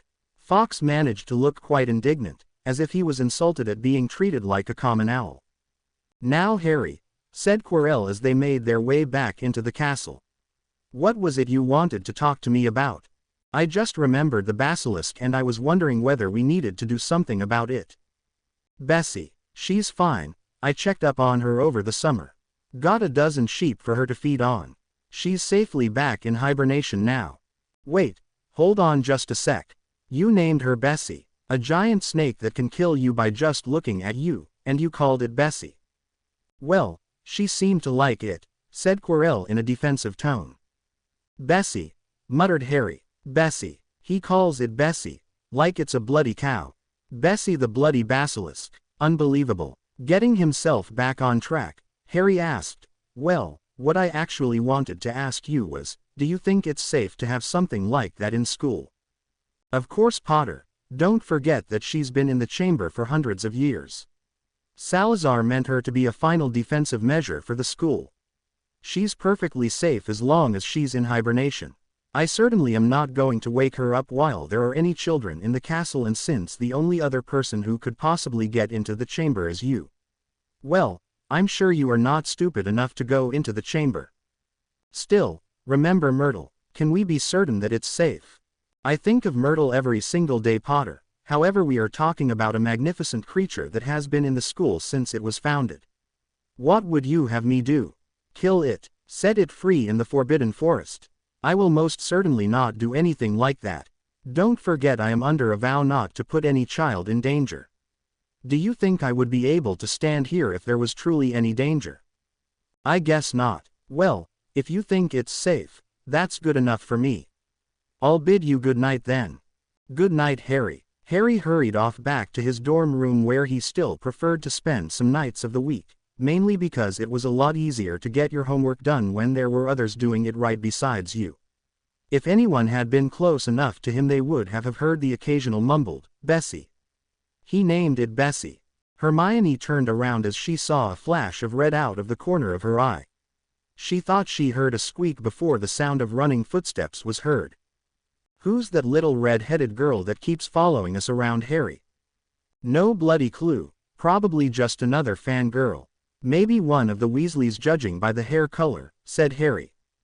"Fangirl, really? Well, it's either that, or she's got a major crush on you, Hermione." "Prat," said Hermione as she smacked him lightly on the arm. "Ouch, careful there, I need my arm to be in good shape for Quidditch." "Speaking of Quidditch, let's go get Luna and Neville and hit the pitch." "I really need to work on my passing with you," said Hermione. Harry grinned as he followed Hermione. Once he had gotten Hermione interested in Quidditch, it hadn't taken long for the girl's competitive nature to take over. She was now hell-bent on scoring more goals than him in every single match, and at the rate she was improving she would soon get her wish. Third year, she pulled out of her dive, her hand in the air, and the stadium exploded. Luna soared above the crowd. The tiny golden ball was held tight in her fist, beating its wings hopelessly against her fingers. Then Wood was speeding toward her, half blinded by tears. He seized Luna around the neck and sobbed unrestrainedly into her shoulder. Luna felt two large thumps as Harry and Hermione hit them. Then Fred's, George's, and Neville's voices. "We've won the cup. We've won the cup." Tangled together in a many-armed hug, the team sank, yelling hoarsely, back to earth. Summer before fourth year, Ludo Bagman, head of the Department of Magical Games and Sports and former beater for the Winborn Wasps, flowed into the headmaster's office to find Sirius Black and Quirinus Quirrell waiting for him. Ludo was extremely busy these days due to the upcoming World Cup, but he was not one to focus on only his current task. No, Ludo was ambitious and he wanted a spectacular follow-up to the World Cup. Something that would keep the galleons rolling in. With that in mind, he had submitted a proposal to the ministry that the Triwizard Tournament be resurrected this year. Organizing another international event would certainly add a feather to his cap, and hopefully several thousand galleons to his pockets with the bets he planned on placing. Now he found himself coming to Hogwarts to discuss the tournament with the headmaster in black who was representing the governors. "Ah, Mr. Bagman, do make yourself comfortable. It was so good of you to come in. I know you must be very busy with the upcoming tournament," said Quirrell. "Thank you for having me, Professor, and please call me Ludo. Did you have a chance to go over my proposal?" "Of course, Ludo, but first, would you like some tea?" asked Quirrell. "Yes, thank you, tea would be lovely." A short time later, once everyone had the prerequisite cup of tea in their hands, Sirius started off the discussion. "Ludo, let me just start off by saying that I think a tournament is an excellent idea. It would certainly help in international relationships and would also give our students the invaluable opportunity to meet and learn from students from the other schools." "Excellent," said a beaming Bagman. "However, we are not too happy with the format of the tournament and we would like to see some minor changes," said Quirrell. "Really? Like what?" asked a surprised Bagman. "The current tasks, especially the first one, are far too dangerous. I mean, dragons." "What were you thinking, Ludo?" "Dragons, really," said Sirius. "Traditionally the first task has always involved some sort of dangerous creature," answered Bagman. "Yes, and there is a reason why the Triwizard Tournament was discontinued, Ludo. I don't suppose you remember what that is. Do you?" asked Quirrell. "Yes, but I've outlined steps to make it safer. We will only be allowing of-age students to compete, which means that they should be able to handle all the tasks," said Bagman. "Unfortunately, that's not the only problem we have with the tasks. The second task, for example, is simple enough. A first year could probably handle it if they used gillyweed. The problem is, have you thought about the audience at all? You would have them staring at a lake for an hour. Not much excitement or interest in that, is there? Then you would have them staring at some hedges for the final task, totally unable to see the champions compete," said Sirius. Said Bagman, his mind a total blank. He had not thought about these points at all. Finally, why do we need the Goblet of Fire at all? If the teachers at our school cannot choose the most qualified from among our students, then we would have to be quite incompetent. Why do we need a magical artifact to select a champion? Especially one that imposes a dangerous contract upon the champions. What if one of the champions has an accident while training and is unable to compete? Your goblet would have him or her paying a penalty for breaking the contract. No, I see no reason for the goblet at all, said Quirrell. Yes, I quite see your point, said a defeated bagman. So how do you think the tournament should be structured? To start with, let us do away with the goblet. Also, instead of simply selecting one champion from each school, I would like to have teams participating. We should also base the events around our school curriculum. For example, we could have a potions challenge where teams from each school will be provided with a blended poison. The team that comes up with the antidote first wins. Of course, we will have to set some rules. We wouldn't want a student to win by simply slapping down a bazaar after all, said Quirrell. Yes, that does sound like an interesting challenge. Not much excitement for the audience though, said Bagman. Oh, I'm sure we can balance that out in the other events. We could have a transfiguration competition where points will be based on the intricacy, difficulty level and sheer showmanship of the transfiguration performed, said Quirrell. We absolutely must have a Quidditch event as well, said Sirius. Are you sure that is wise? Asked Bagman. Victor Crumb attends Durmstrang and he's a World Cup player. The best seeker in the world. Any team that Hogwarts could put up would be slaughtered. Victor Crumb is precisely the reason we must have Quidditch matches. Think back to when you were in school, Ludo. What would you have given for a chance to play against a World Cup class player? It's a tremendous learning opportunity for all of our Quidditch players, said Sirius. I also think we should have an event that focuses purely on our theory subjects as well. Something that covers history, arithmancy, runes, etc., said Quirrell. But what kind of event could possibly cover all those subjects? Asked a bewildered bagman. Have you ever seen one of those quiz shows? Said Quirrell. Quiz shows, said Bagman. Yes, I must say ever since Sirius here introduced me to television I have gotten quite addicted to quiz shows. I find them absolutely fascinating, answered Quirrell. Television? Asked Bagman. Yes, it's quite simple really. We will have one team from each school. A presenter will ask a question and whichever team answers correctly will get a point, said Quirrell. What do you think, Sirius? Should we have buzzers or just have them take turns answering questions? Said Quirrell. I've always liked the buzzers. Adds a bit of excitement. Oh, and can we have a rapid-fire round? Said Sirius.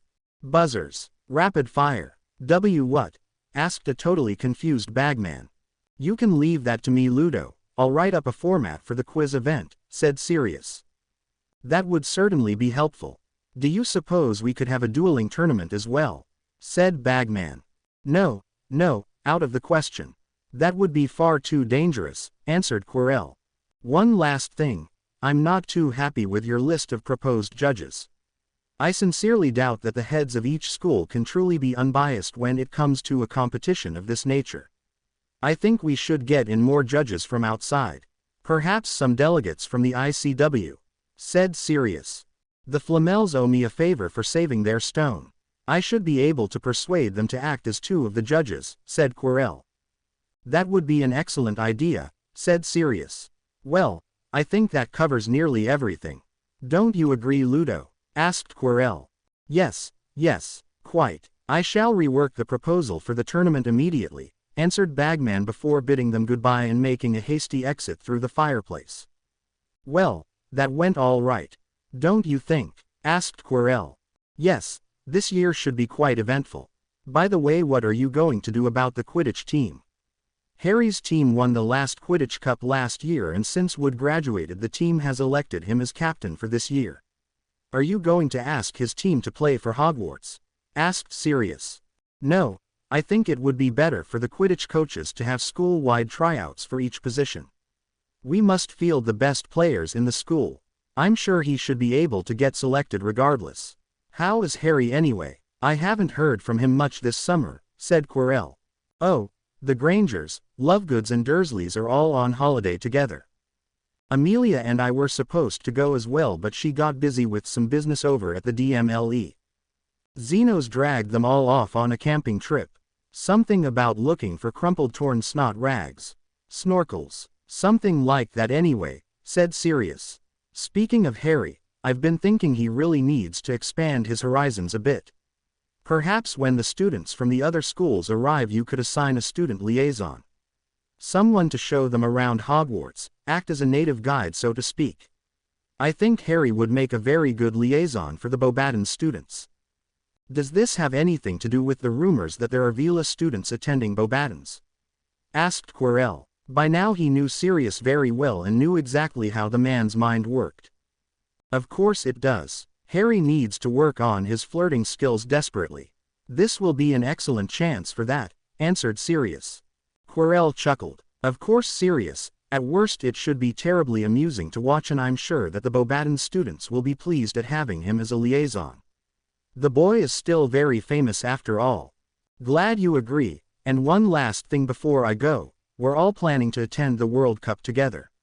I've reserved a box. I hope you'll be able to make it as well, asked Sirius.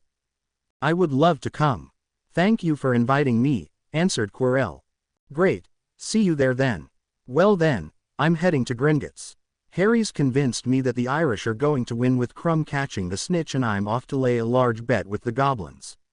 Want me to place one for you as well? Asked Sirius. The Irish to win even though Bulgaria gets the snitch, the odds on that should be nice and high. Put me down for 100, answered Quirrell. Sirius left through the flow and Quirrell sighed. A headmaster's job was never done. He now had to go and check on Hagrid. The man was simply incapable of acting rationally when it came to animals.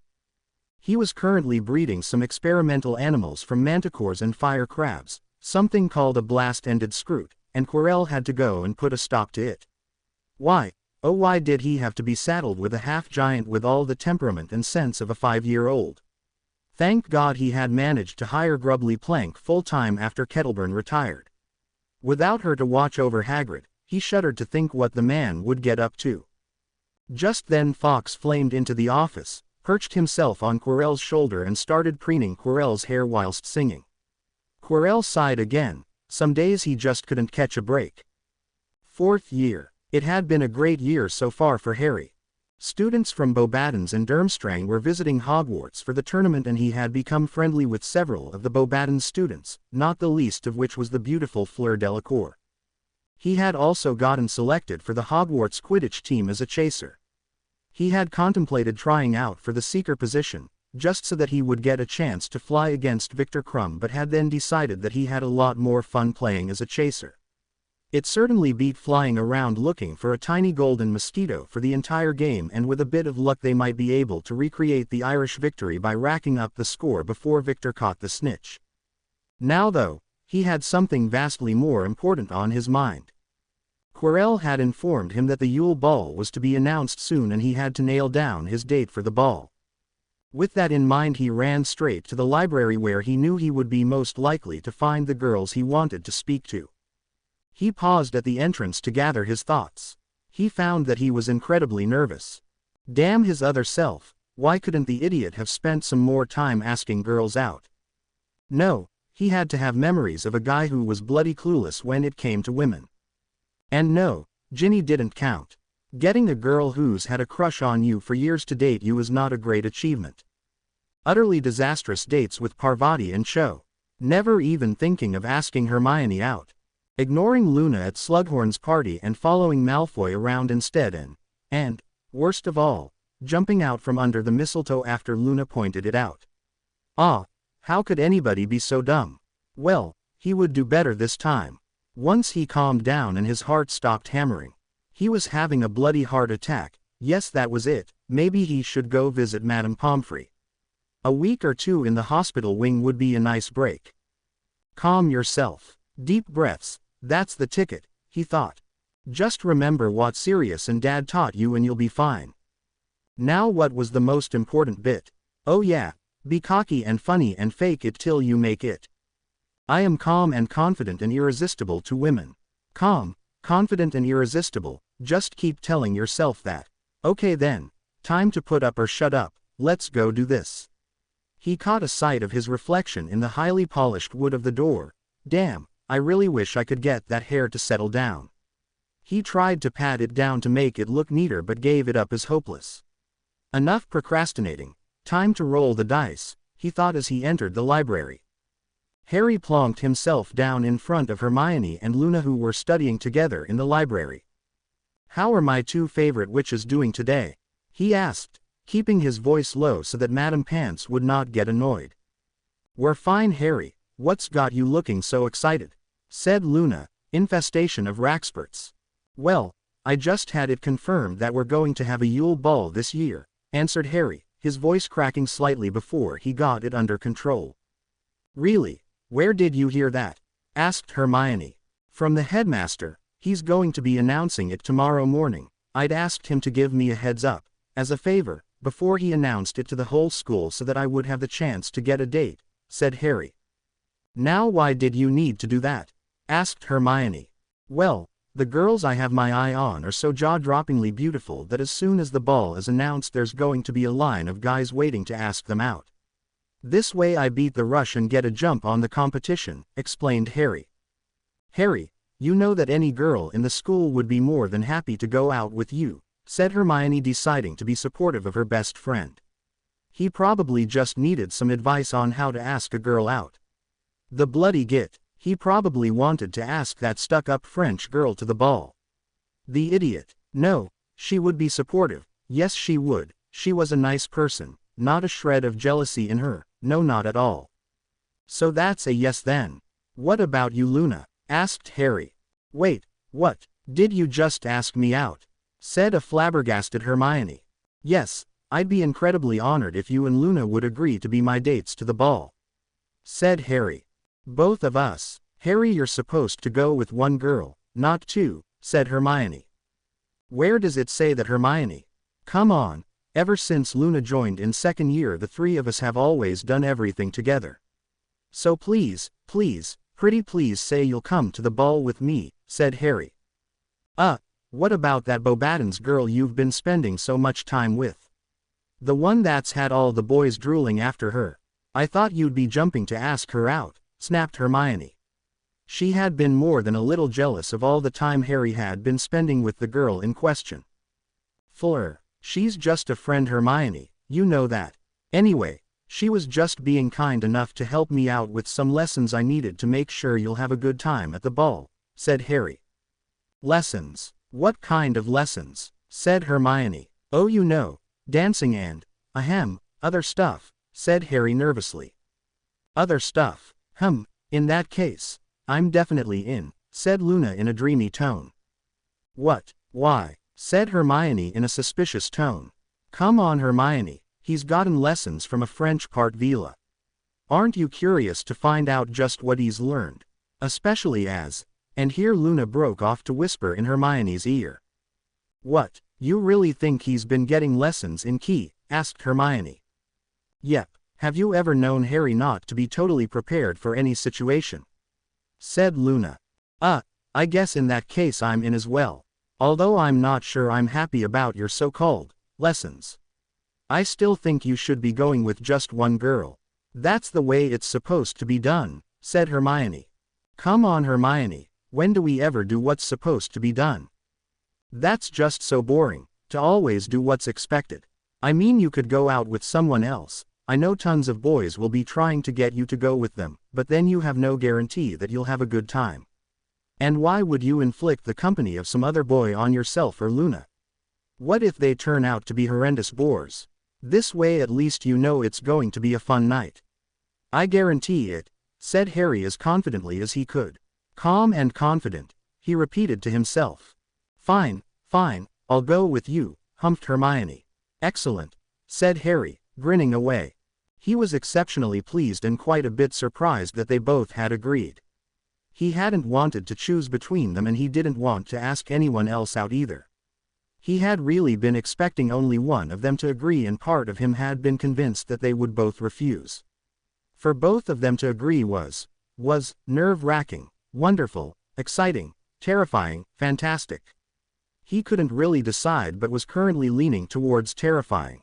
Didn't you mention jaw-droppingly beautiful a while back?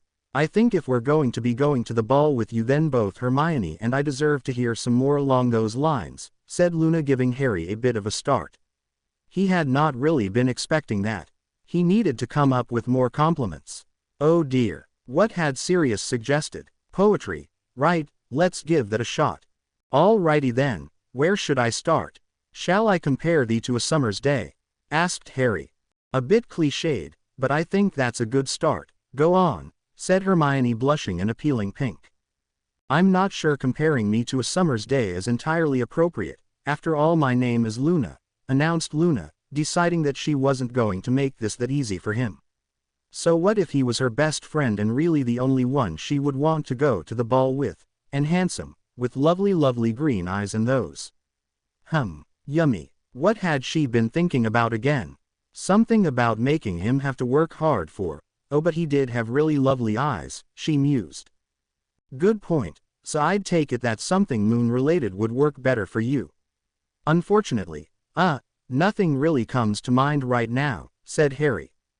I don't mind, I can wait for you to come up with something, said Luna. Maybe she would get him to write a poem about Nargles. That was a thought. It would be hysterical to see what he came up with. Looks like I have my work cut out for me then, said Harry. Still want to ask both of us to the ball then?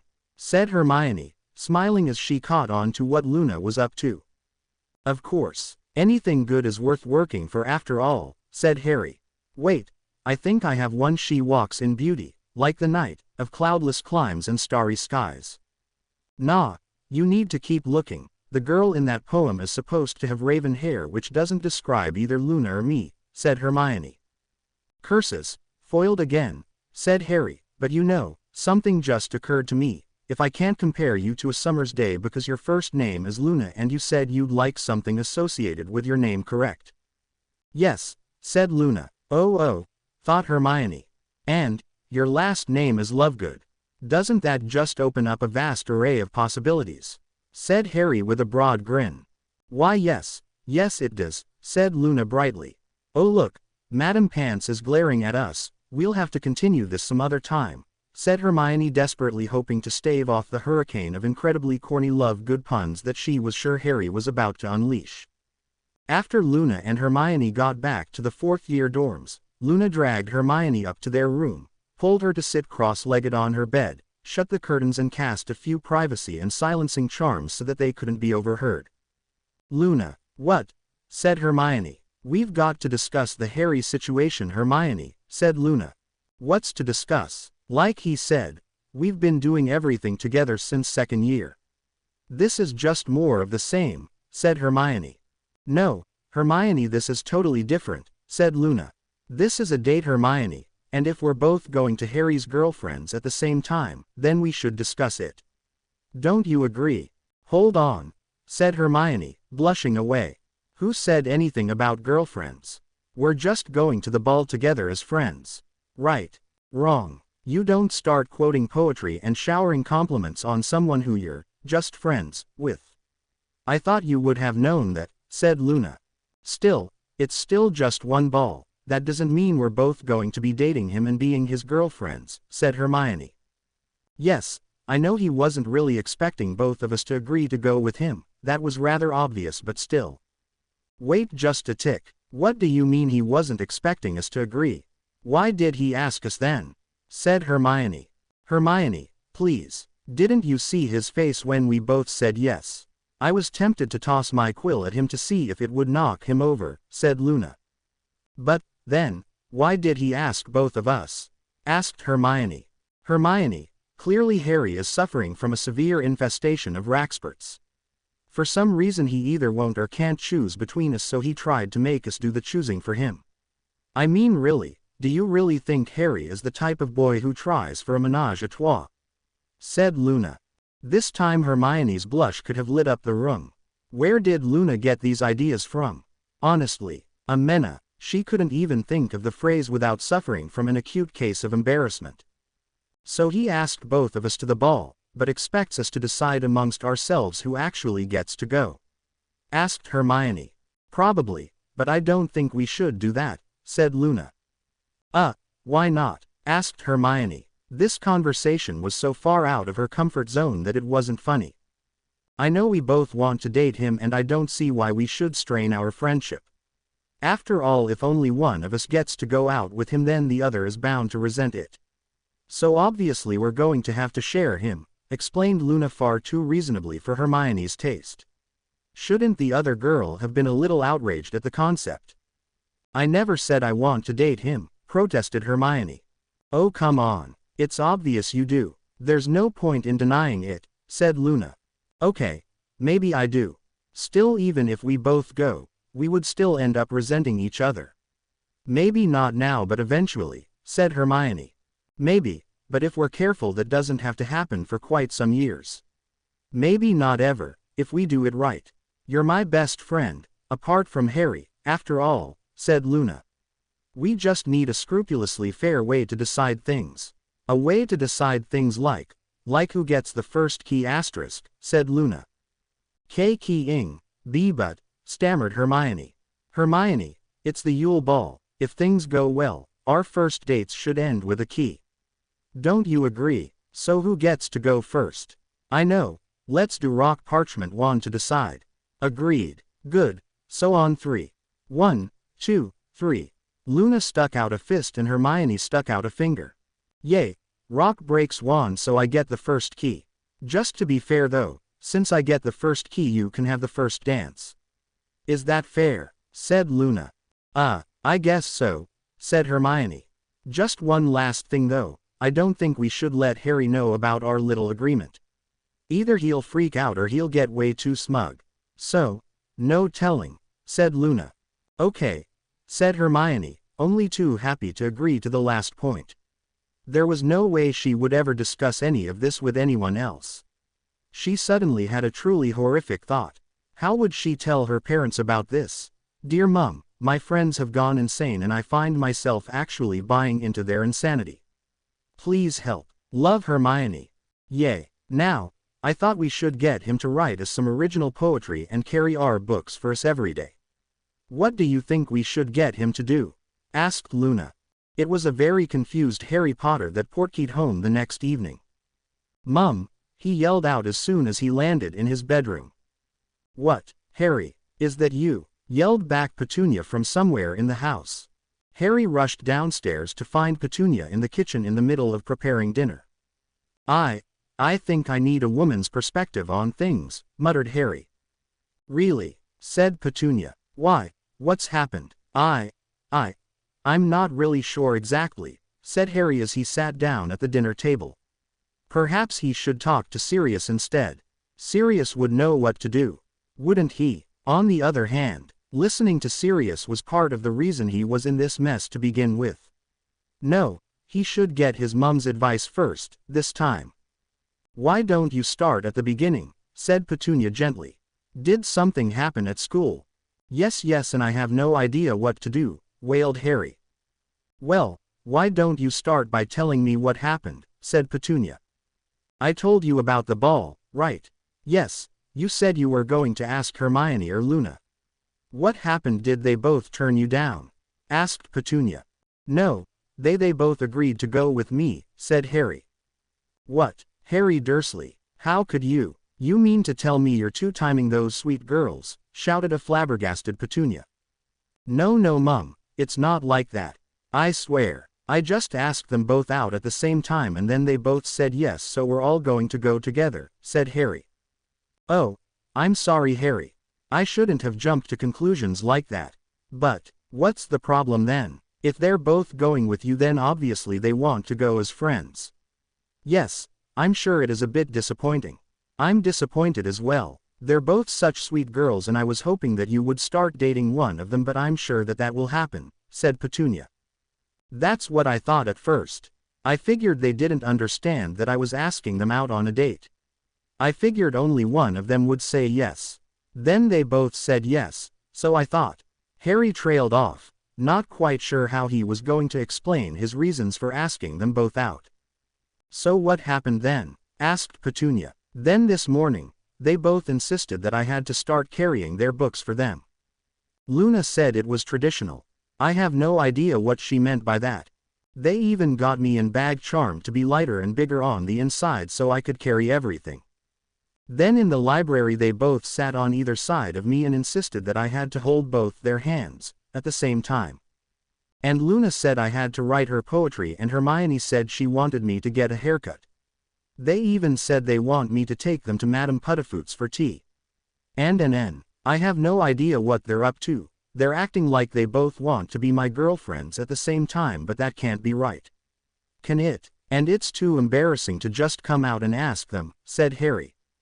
Madame Puddifoot's, isn't that the lovely little tea shop we stopped at when your father and I came to Hogwarts last month for the parent-teacher meetings? Asked Petunia. Thanks to Professor Quirrell and the efforts of Harry and Sirius, non-magical parents had finally been allowed to visit Hogwarts, and Petunia and Vernon had been traveling there for parent-teacher meetings and Quidditch games for quite some time. Yes, but Mum, you're not getting it. Madame Puddifoot's is where the students go when they want to go to someplace, you know, romantic, said Harry, filling the word with all the scorn and dread that a 14-year-old boy had for the concept. Oh dear, said Petunia, trying her level best to stifle the giggles that were threatening to burst forth from her. Who would have thought that her usually so self-assured son would have been driven to such a state of panic? At least it was caused by Hermione and Luna. She knew the two girls very well and was absolutely certain that neither of them would ever be unkind to Harry. On the other hand, she would never have imagined that both of them would decide to date him at the same time. She couldn't even really blame Harry for this rather unconventional relationship. Really, what was he thinking though, asking both of them out at the same time? Oh dear, what if Dudley got the same idea? She suddenly wished that she had had two girls instead. Girls would never get into this kind of trouble, would they? It was the night of the Yule Ball and Harry was checking out his reflection in the mirror. Just then there was a knock on his bedroom door and Vernon and Petunia walked in. You all set there, Harry? Asked Vernon. Oh, my baby is looking so grown up and handsome, cooed Petunia as her eyes teared up a little. I can't believe he's already going to his first formal dance. You got everything you need, Harry? Asked Vernon. Yes, Dad, answered Harry. Didn't forget to spray on some cologne? Asked Vernon. Nope, answered Harry. Don't forget the corsages for Hermione and Luna, said Petunia. Got them right here, said Harry. Okay, then what else do you need? Got the portkeys to the Granger and Lovegood houses? Asked Vernon. Yep, going to take one to Hermione's house first, then we'll take the one to Luna's and from there we'll just use our usual school portkeys to head to Hogwarts, said Harry. Good, said Vernon. Now don't forget to tell them that they look nice when you see them. Make sure you treat them well. Open doors and pull chairs and all that stuff. Understand? Yes, Dad, said Harry. If you're all ready, can you hurry up and come down? I want to take some pictures, said Petunia. Mum, whined Harry. Go on down and set up the camera, pet. I just want to have one last word with Harry before he leaves, said Vernon. He waited until Petunia left the room then turned to Harry again. He was shaking his head rather ruefully. Harry, I've been thinking about some of the advice I've given you about girls and quite frankly I don't think any of it applies to your current situation, said Vernon. Harry was confused. What exactly are you talking about, Dad? Well, it's this whole going with two girls things. Remember when I told you, you should try to get your date alone and give her a key? How will you do that when you're with two girls? You definitely can't try and get only one of them alone, because if you do then the other one is going to feel left out. Her feelings will get hurt if you do that and I didn't bring you up to be callous when it comes to others' feelings, said Vernon. No, you didn't. You're absolutely right about that. I don't want to hurt either of them, said Harry. Good, so since I really have no idea how you should approach this ball, don't follow any of my previous advice and for that matter forget everything that Sirius ever told you as well. Try playing it by ear. Make sure you give both of them an equal amount of attention. I think that's probably the most important bit, said Vernon. Okay, Dad, said Harry. Crap, all his plans for the night had to be shelved. What was he supposed to do now? Just winging it sounded much too dangerous for something as important as this. Come on then, your mum's going to want to take a lot of photos before you leave. Best to get it over with, said Vernon. After Petunia had taken what seemed like 100 photos and Harry had endured Dudley's good-natured ribbing on his dress robes, Harry was finally able to head out. The first stop was Hermione's house, a rather lovely suburban home, where he and Hermione, who was looking exceptionally lovely that night, both had to once again endure another photo session. They then headed to Luna's house, a strange building that looked like someone had cast an engorgement charm on a rook from a chess set. Unfortunately for Harry, his cognitive abilities, which had already taken a severe hit after he saw Hermione in all her finery, took another deadly blow at the sight of Luna. At that point he was barely able to make any kind of small talk at all with Luna's parents. Luckily for him, it wasn't the first time he was meeting them, or they would most likely have thought him to be an extremely dim-witted boy. Luna's parents had their camera out as well, and by the time the three of them managed to activate their portkeys to Hogwarts, Harry was certain that he never wanted to see another camera again for as long as he lived. He was still seeing the spots caused by the camera flashes as his portkey deposited him within his dorm at Hogwarts. The portkeys were set to take each student directly to their dorm rooms, so the girls would be deposited in theirs and would have to meet him in the common room. Harry landed lightly on his feet. Taking a portkey back and forth every other day had long gotten him over the problems he had initially had with them. These days they didn't even make him dizzy anymore. A few seconds after he landed, Neville materialized near his bed as well.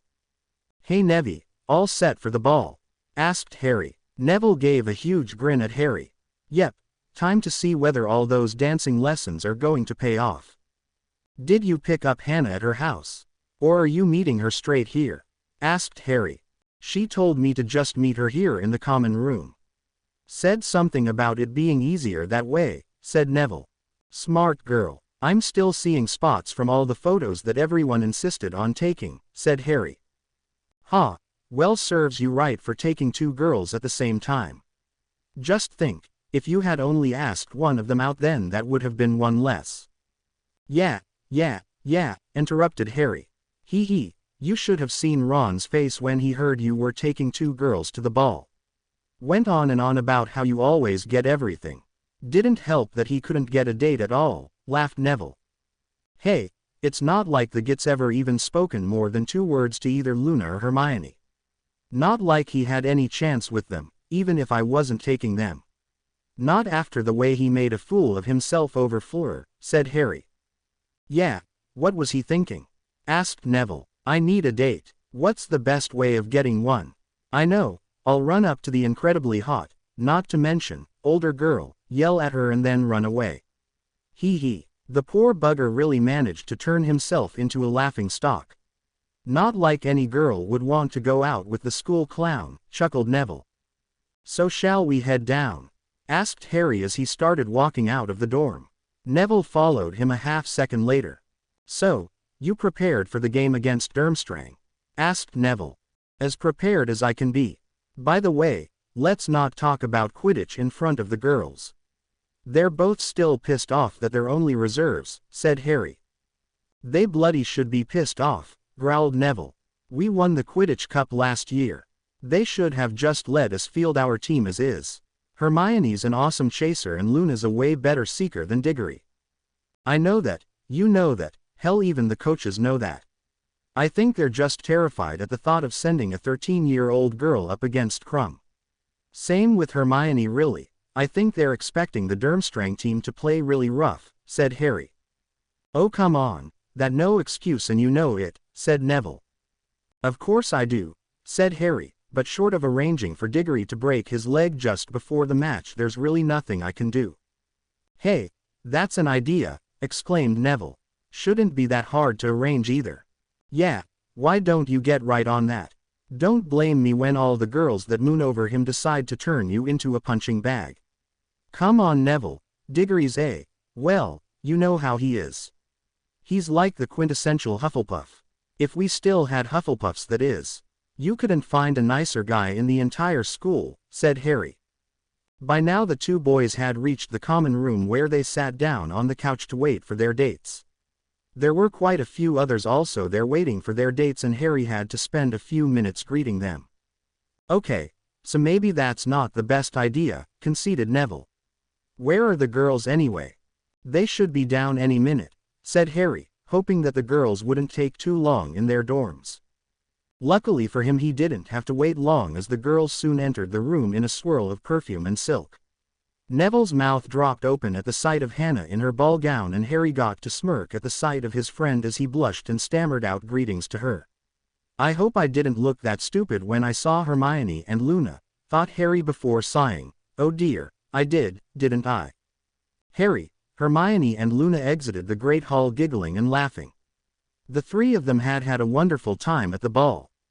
The girls had not let Harry sit out a single dance, and they had stayed until the band packed up for the night. They were among the last to leave, and there were hardly any other people around as they made their way to the Hogwarts doors. We'll have to walk outside the Hogwarts wards. The portkeys I got to your homes won't work from inside Hogwarts, said Harry.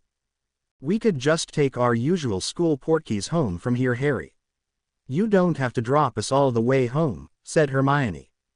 Okay, if you think that's a better idea, said Harry. Yes, that would be fine, but first, we do have one last thing to do, said Luna as she looked around the deserted hallway. There was no one else around at the time. This was a perfect time to do it, she thought. What did you want to do? Cried Harry as he was interrupted by Luna launching herself at him, wrapping her arms around his head and pulling his lips down into a key. She proceeded to thoroughly snog Harry for the next few minutes. Moments that were over far too soon for the messy-haired teen. Ooh, Luna moaned, that was nice, really really nice. Okay Hermione, your turn, she said as she stepped back and pushed Hermione towards Harry. Harry had barely recovered from his first key with Luna when he found himself being thoroughly keyed by his other best friend. Damn, he thought, so that's what they mean when they talk about toe-curling keys. This is. Hermione finished keying Harry and smirked at the sight of him. He looked utterly gobsmacked. Looks like I managed to scramble his brains quite nicely, she thought happily. Luna was absolutely right about every single thing. I'm never going to doubt her again, she thought. That key was absolutely wonderful. An incredibly perfect first key. What was that? I mean, you, and Luna and you, both of you, what just happened? Mumbled Harry. Both girls pinked up a bit. We can talk about that later, said Luna. Thank you for the dance, Harry, I had a wonderful time. Sure, not a prob. I mean, I had a great time as well. Thanks for coming with me, said Harry. Good night, Harry, chorused the girls as they activated their portkeys home and vanished in the blink of an eye. An utterly befuddled yet incredibly happy Harry triggered his own portkey. Seconds later he was collapsing on his bed with the widest goofiest grin upon his face. He would figure out the girls later. For now he was just going to go with the flow and do whatever they wanted. Especially if they wanted to key him again. Yep, that was an excellent idea. If they both wanted to key him, he was going to key them right back. No point in worrying about it at all. Just enjoy the keys and hope that they planned on doing it again. Soon, and often. He should call them tomorrow morning and take them out somewhere. Maybe for a movie or maybe something in Diagon Alley. Yes, that sounded like a great plan. An ecstatic Ludo Bagman stood surrounded by cheering Hogwarts students as he watched Hermione Granger get presented with the Triwizard Cup. He happily fingered the betting slips in his pocket. His mostly sentimental decision to bet upon his old alma mater had paid off very well indeed. This win would totally offset his losses during the last World Cup. Finally he would be able to get the goblins off his back. Life was very good indeed. Mr. Bagman, Xenophilius Lovegood from the Quibbler. Could I get a statement from you? Asked Luna's father, who had agreed to cover the tournament mostly to keep his only daughter happy. Of course, Mr. Lovegood, I'm a big fan of the Quibbler, by the way, absolutely love your gardening column, beamed Bagman.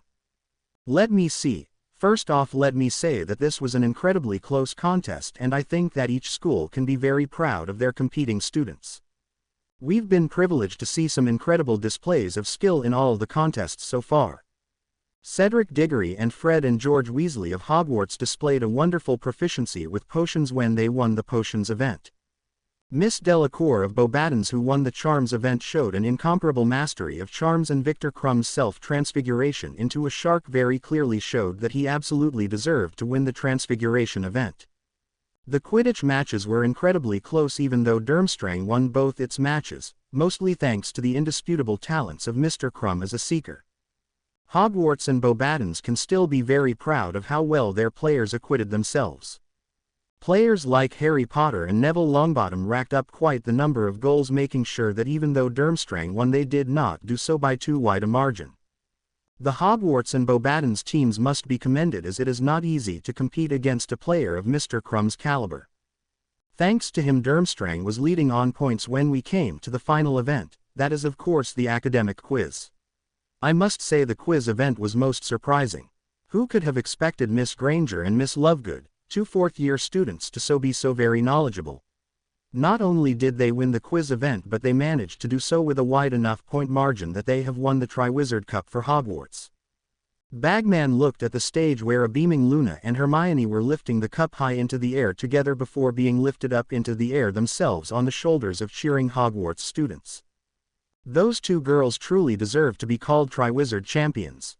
An absolutely brilliant performance from both of them, said Bagman as the judges called the other teams onto the stage to get their prizes. It had been decided that the winning team for each event would get 1,000 galleons, and Cedric Diggory, Fred and George Weasley were even now being presented with bags of gold by Nicholas Flamel. Victor Crumb would be making the most, as not only was he getting 1,000 galleons for the Transfiguration event, but he would also be getting a share of the 1,000 galleons awarded to the Durmstrang Quidditch team.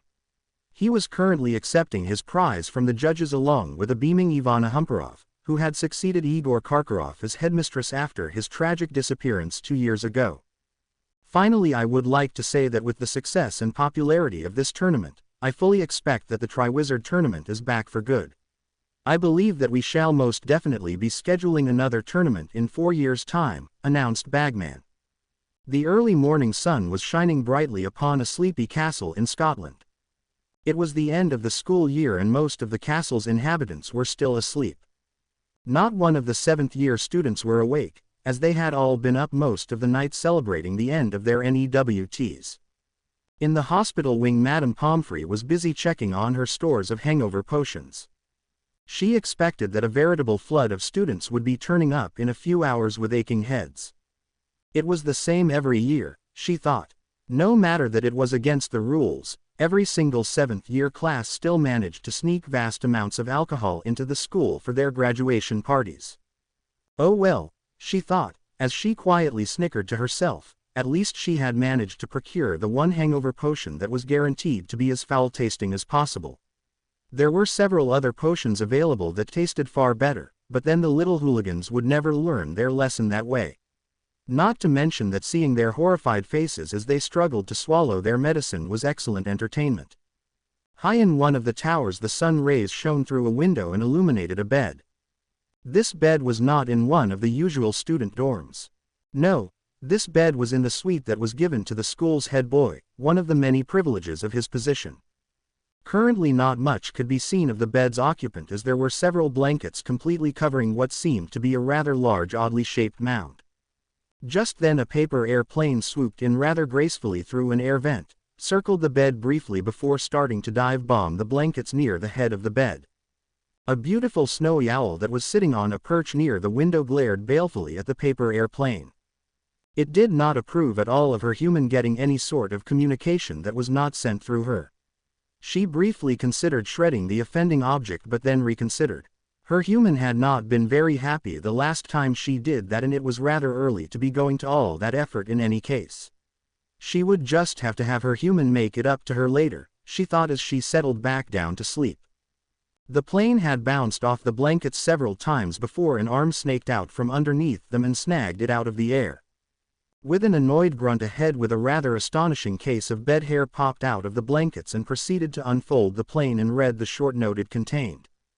The messy-haired boy fell back onto his pillows with an irritated expression upon his face before carefully extricating himself from under his blankets. He seemed to be making an effort to move very carefully and quietly as he hopped out of bed and padded on bare feet into his bathroom. A quick shave and shower later he moved silently back into his bedroom and proceeded to put on his clothes. Just as he had finished tying his shoelaces, a voice spoke up from behind him. "What are you doing out of bed? You were all nice and warm and snuggly and now I'm getting cold." The boy turned around and smiled at the sight of the girl peeking out from under the covers. He bent down and planted a key on her. "Sorry love, I did try not to wake you. I just got a message from the headmaster. He said that something's come up and needs to see me. Guess you'll just have to make do and snuggle up to Hermione till I get back," said Harry. "Humph, she's not as warm as you. Why don't you get back in bed for an hour or two and see the headmaster later?" complained Luna. "He did say it was urgent," explained Harry. He wasn't happy about getting out of bed either. He had planned on having a leisurely lie-in for most of the morning. Why is everyone awake?" grumbled another voice. "Keep it down will you? And get me some coffee." "I'll tell Dobby to bring up a pot," said Harry, wondering whether he should just get back into bed again. Surely nothing that the headmaster wanted could trump cuddling with his two girlfriends. "Yeah, tell him to get 2 pots, mumbled Hermione as she fell asleep again.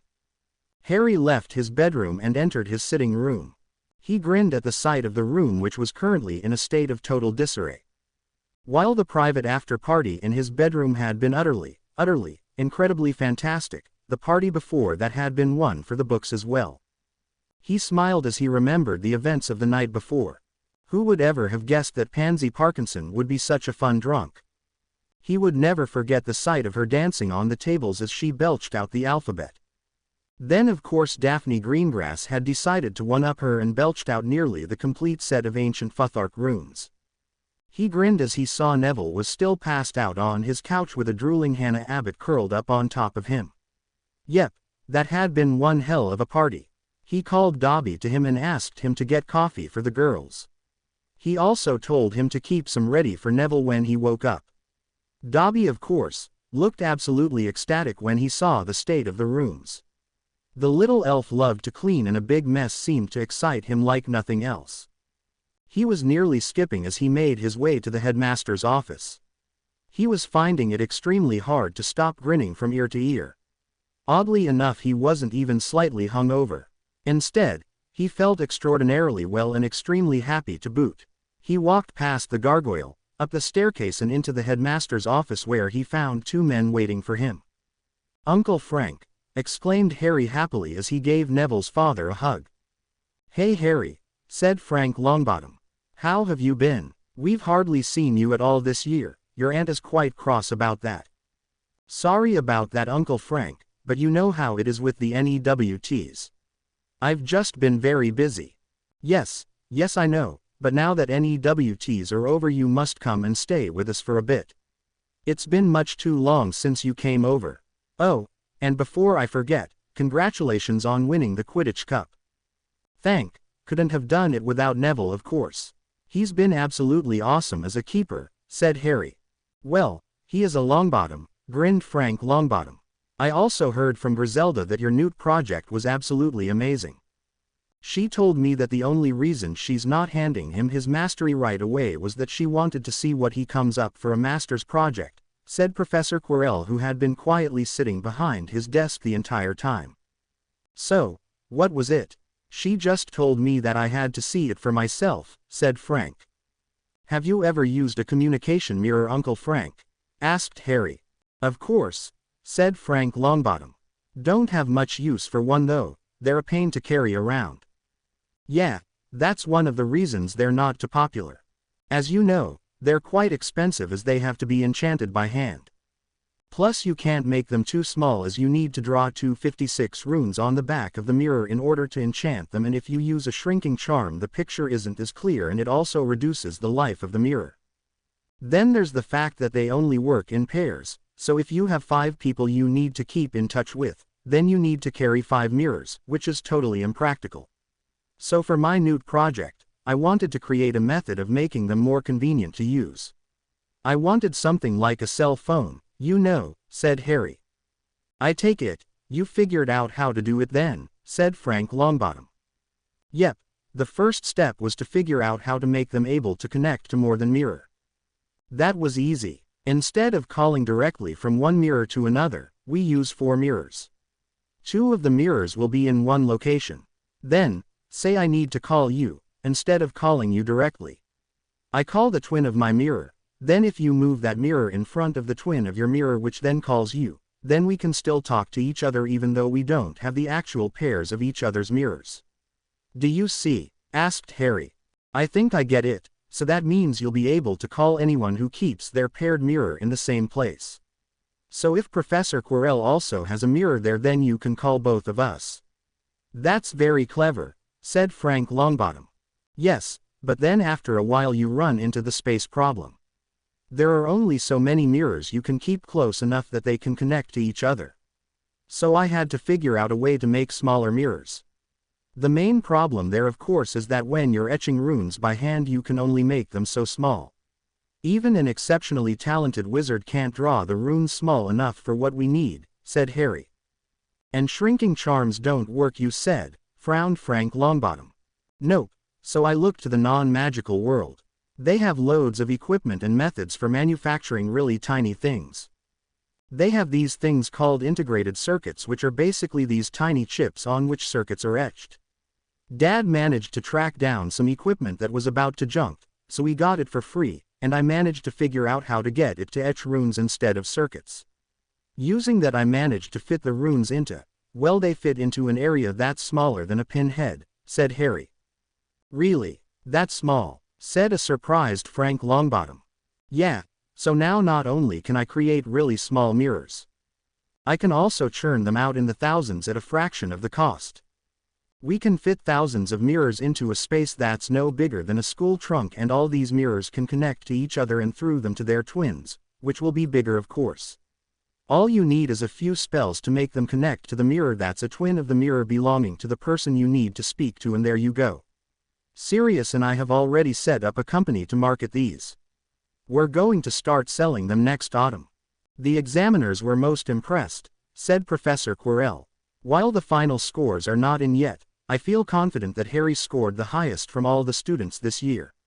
Well, Miss Granger is likely to come close and of course your son's project which dealt with the uses of the Mimbulus Mimbletonia was also very highly received. That's good to hear. Well, I guess we should get to the reason I'm here today, said an uncomfortable-looking Frank Longbottom. Oh, I'd hoped that this was just a social call, said Harry. No, I had some news to give you. I'm not quite sure how to tell you this. I did ask Sirius to come but he said he's knee-deep in nappies. Yep, the twins do keep him hopping, said Harry with a big grin, thinking of the 2 adorable twin girls that Sirius was the father of, and he was the godfather to. Anyway, he said that you'd be able to handle it. I thought of calling your dad, but the ministry would never approve me discussing this with someone who's not a wizard, even if he is your guardian, so, rambled Mr. Longbottom. Why don't you start at the beginning, Mr. Longbottom, said Professor Quirrell rather gently. Yes, you're right. This all started a few days ago, Harry. Dumbledore was moved to the Azkaban infirmary. I don't know if you know this but due to his attempted escape during his trial he's been in the ultra-high security wing at Azkaban. As such, he's never been allowed visitors at all. Even his meals are delivered by Dementors so he's been unable to talk to anyone since he was sent there. Anyway, the monitors on his cell showed that he was ill. Nothing too serious, just a mild case of pneumonia, so he was moved to the infirmary for treatment. Don't tell me he escaped, asked a panicked Harry. No, he's still safely locked up. No, what happened is, he managed to convince the healer to carry a message from him to the ministry. That message has put the ministry in a bit of an uproar and the minister has asked me to head up a task force looking into Dumbledore's allegations. Let me guess, they involve me in some way? Asked Harry. Yes, now we've discussed the prophecy that Trelawney made before you were born, so you know what I'm talking about, said Frank Longbottom. That old piece of drivel. I thought we agreed that it was all rubbish, said Harry. Yes, well those of us who knew about the prophecy assumed that it was fulfilled the night that Voldemort attacked your house at Godric's Hollow and was killed. However, Dumbledore claims that Voldemort is not dead, something about him being a malevolent spirit of some sort, and that the prophecy still has to come to pass. According to him, Any day now Voldemort is bound to resurrect himself. Obviously, given the source of the news, we are not just going to believe it, but the Ministry has to investigate if there is the slightest chance that he is correct, explained Frank Longbottom. Huh, so why does he believe that the prophecy has not already been fulfilled? After all, it's been what? 16 years and change since that night. You'd think that someone would have noticed Voldemort's ghost wandering about, asked Quirrell. He claims that according to the prophecy, Voldemort had to mark you as his equal first and that vanquishing him would have to be a separate event. According to him, even though Voldemort was killed that night, he wasn't completely vanquished, and that was only the incident where you were marked, said Frank. Let me guess. He claimed that my scar is the mark in question, said Harry. Yes he did, said Frank. Okay, first of all, that's a very literal interpretation of the prophecy. If you think about it, the line says he would mark me as his equal. There's nothing about the mark being a physical scar. How does a scar mark one as an equal anyway? I think that the minute he decided that I was the threat, and not Neville, that was the moment he marked me as his equal. After all, I couldn't be a threat to him if I wasn't at least equal in power to him, right? Asked Harry. Yes, I believe that makes a certain amount of sense, interjected Quirrell. However, what about the line about the power you will have that the Dark Lord knows not? At the time of the incident you were barely a year old. You would not have any power at that time. You know what I've always believed, Professor. I believe I've mentioned it to you as well, Uncle Frank, that I don't really think I had anything to do with Voldemort's defeat. I've always thought that my parents had done something. Some sort of protection spell or ritual that saved me from Voldemort, said Harry. How does that qualify as a power the Dark Lord knows not? Asked Frank Longbottom. From what little I've learned of Voldemort's history, I know that he never knew his parents at all. His mother died shortly after he was born and he grew up in an orphanage. Right, said Harry. He looked at Quirrell with a sympathetic eye. He hoped that the professor was not saddened at the reminder of his parents. Yes, do you mean to say that your parents, asked Frank Longbottom. They were, I believe, the power that Voldemort never knew. Even though I don't really remember them, I was more than a year old when they passed away. I think that qualifies as knowing them much more than Voldemort ever knew either of his parents, said Harry. Yes, it would. I think I should be able to sell that to the Ministry, said Frank Longbottom. That would certainly mean that we no longer have to worry about the prophecy. You know, it occurs to me, Dumbledore might simply be trying to resurrect his rabid lion, mused Harry. Rabid lion? Asked a puzzled Frank Longbottom. Oh, haven't I mentioned this theory to you before? Asked Harry. It's based on something I read once, in a fiction book. One of the characters was explaining how he would get people to start following him. He said that the best way is to loose a rabid lion in the streets. And once everyone is absolutely terrified and panicking, you simply announce that you will deal with it. Then you kill it and order them to hang the carcass up where everyone can see it. Before they have time to think, you give them another order and it will be obeyed. If you continue to give orders, they will continue to obey, for you will be the one who saved them, and who would be better to lead. Do you see where I'm going with this? Asterisk. I'm not quite sure, said a bemused Frank Longbottom. Dumbledore was once the most highly respected and revered wizard in all of Britain. Why? Because he defeated Grindelwald. The problem is that Albus Dumbledore and Gellert Grindelwald were once the best of friends. Rita Skeeter's biography of Dumbledore laid out all the evidence about the relationship between the two of them. How do we know that Dumbledore was not the one to manipulate Grindelwald into being a Dark Lord? Especially if you add in the fact that Dumbledore was also the teacher from Hogwarts that was sent to Tom Riddle to let him know that he was a wizard. Think about it, Voldemort was brought into our world by none other than Dumbledore. Wouldn't that have made Tom Riddle look up to him? The two most feared dark wizards of the last century, and both of them were close to Dumbledore at one point. Coincidence? I think not, explained Harry. I don't know, Harry. That seems a bit far-fetched.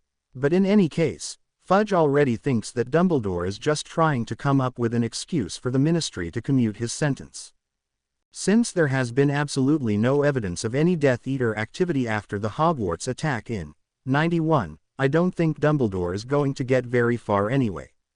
I think we can safely wrap up this investigation. I'll let everyone know that the prophecy was definitely fulfilled back when you were a year old, said Frank Longbottom. Okay, Uncle Frank, that's good to hear, said Harry. After a few more minutes of small talk, Frank had some news about Draco Malfoy. It seemed that Draco had been accepted into Auror training. There had been some reservations about accepting the son of a Death Eater, so they had carried out a Veritaserum interrogation as part of the interview process. The Aurors interviewing Draco had been quite surprised to hear that Draco absolutely detested Death Eaters. It seemed he blamed them for his father's death and wanted nothing more than to become an Auror and spend his life catching dark wizards. Frank Longbottom flowed back to the ministry and Harry was left alone with Quirrell. Okay then, Professor. I guess I'll be off as well, said Harry. He was impatient to get back to the girls. With a bit of luck he might still be able to get in some cuddling time. Wait a minute, Harry. I'd like to talk about a few things with you, said Quirrell. Harry sat back down. He hoped that whatever the professor wanted to talk about would not take too long. What is it? Are you worried about Dumbledore? Asked Harry. Hardly, said Quirrell. He's safely out of the way. No, I just wanted to talk to you about your future plans. Are you still going to be enrolling in a non-magical university? Yes, Hermione, Luna and I have all gotten into the same university. So we're all going to be together. That's nice, said Quirrell in a distracted tone.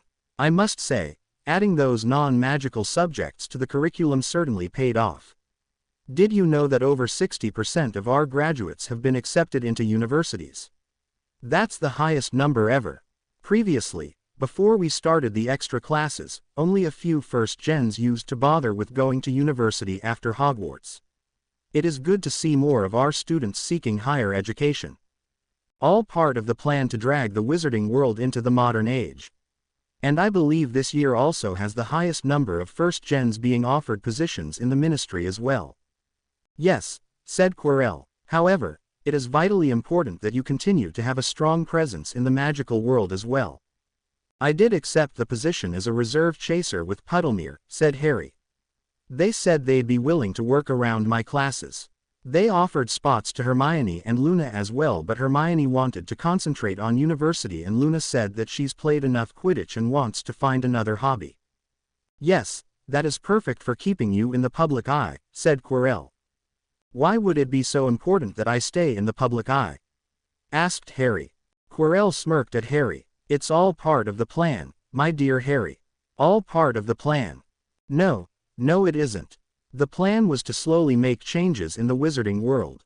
Make it more modern and less estranged from the mainstream. Nothing in it requires me to remain in the public eye. Doesn't it? Asked Quirrell. While these slow changes are all well and good, at some point we will need to make a major overhaul of the government. Most wizards live a very long time indeed. That means the current bunch of politicians is likely to be in power for a very long time. Slow change is good, but at some point we will need more power in the government. That's where you come in. Hey, hold on just a second. I never agreed to entering politics, complained Harry. Come now, it is inevitable. You once told me that you thought I could be elected Minister of Magic. Since I am never going to enter politics and Black is also never going to make a good candidate. Sirius could do it. He'd make one hell of a minister, interrupted Harry.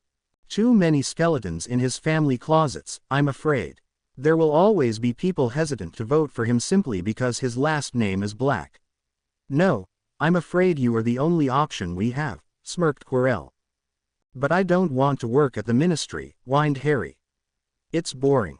Now, it's not like I'm asking you to start working there tomorrow. No, for now your current plans will continue. Go to university, play Quidditch. Just make sure you keep your nose clean. I will not have you doing anything to jeopardize your future career. So, no acting like Ron Weasley for example. Ron, what does Ron have to do with anything? He's just an example of how you do not want to behave, said Quirrell, waving his arms dismissively. He's been arrested 5 times for public drunkenness ever since he left Hogwarts after his owls. Anyway, His mother has finally put her foot down and refused to support him any longer unless he comes back and gets some NEWTs. He should be rejoining next year's 6th year class, but forget about him. I was simply using him as an example of the kind of reputation you do not need. So while parties like the one you had last night can be excused as you blowing of some steam after your NEWTs, you cannot make them a regular affair. Course not, said Harry, a bit insulted that anyone could assume that he would act anything like Ron. So, there is only one small change to your immediate plans. You may have this summer off. You have just finished your NEWTs after all.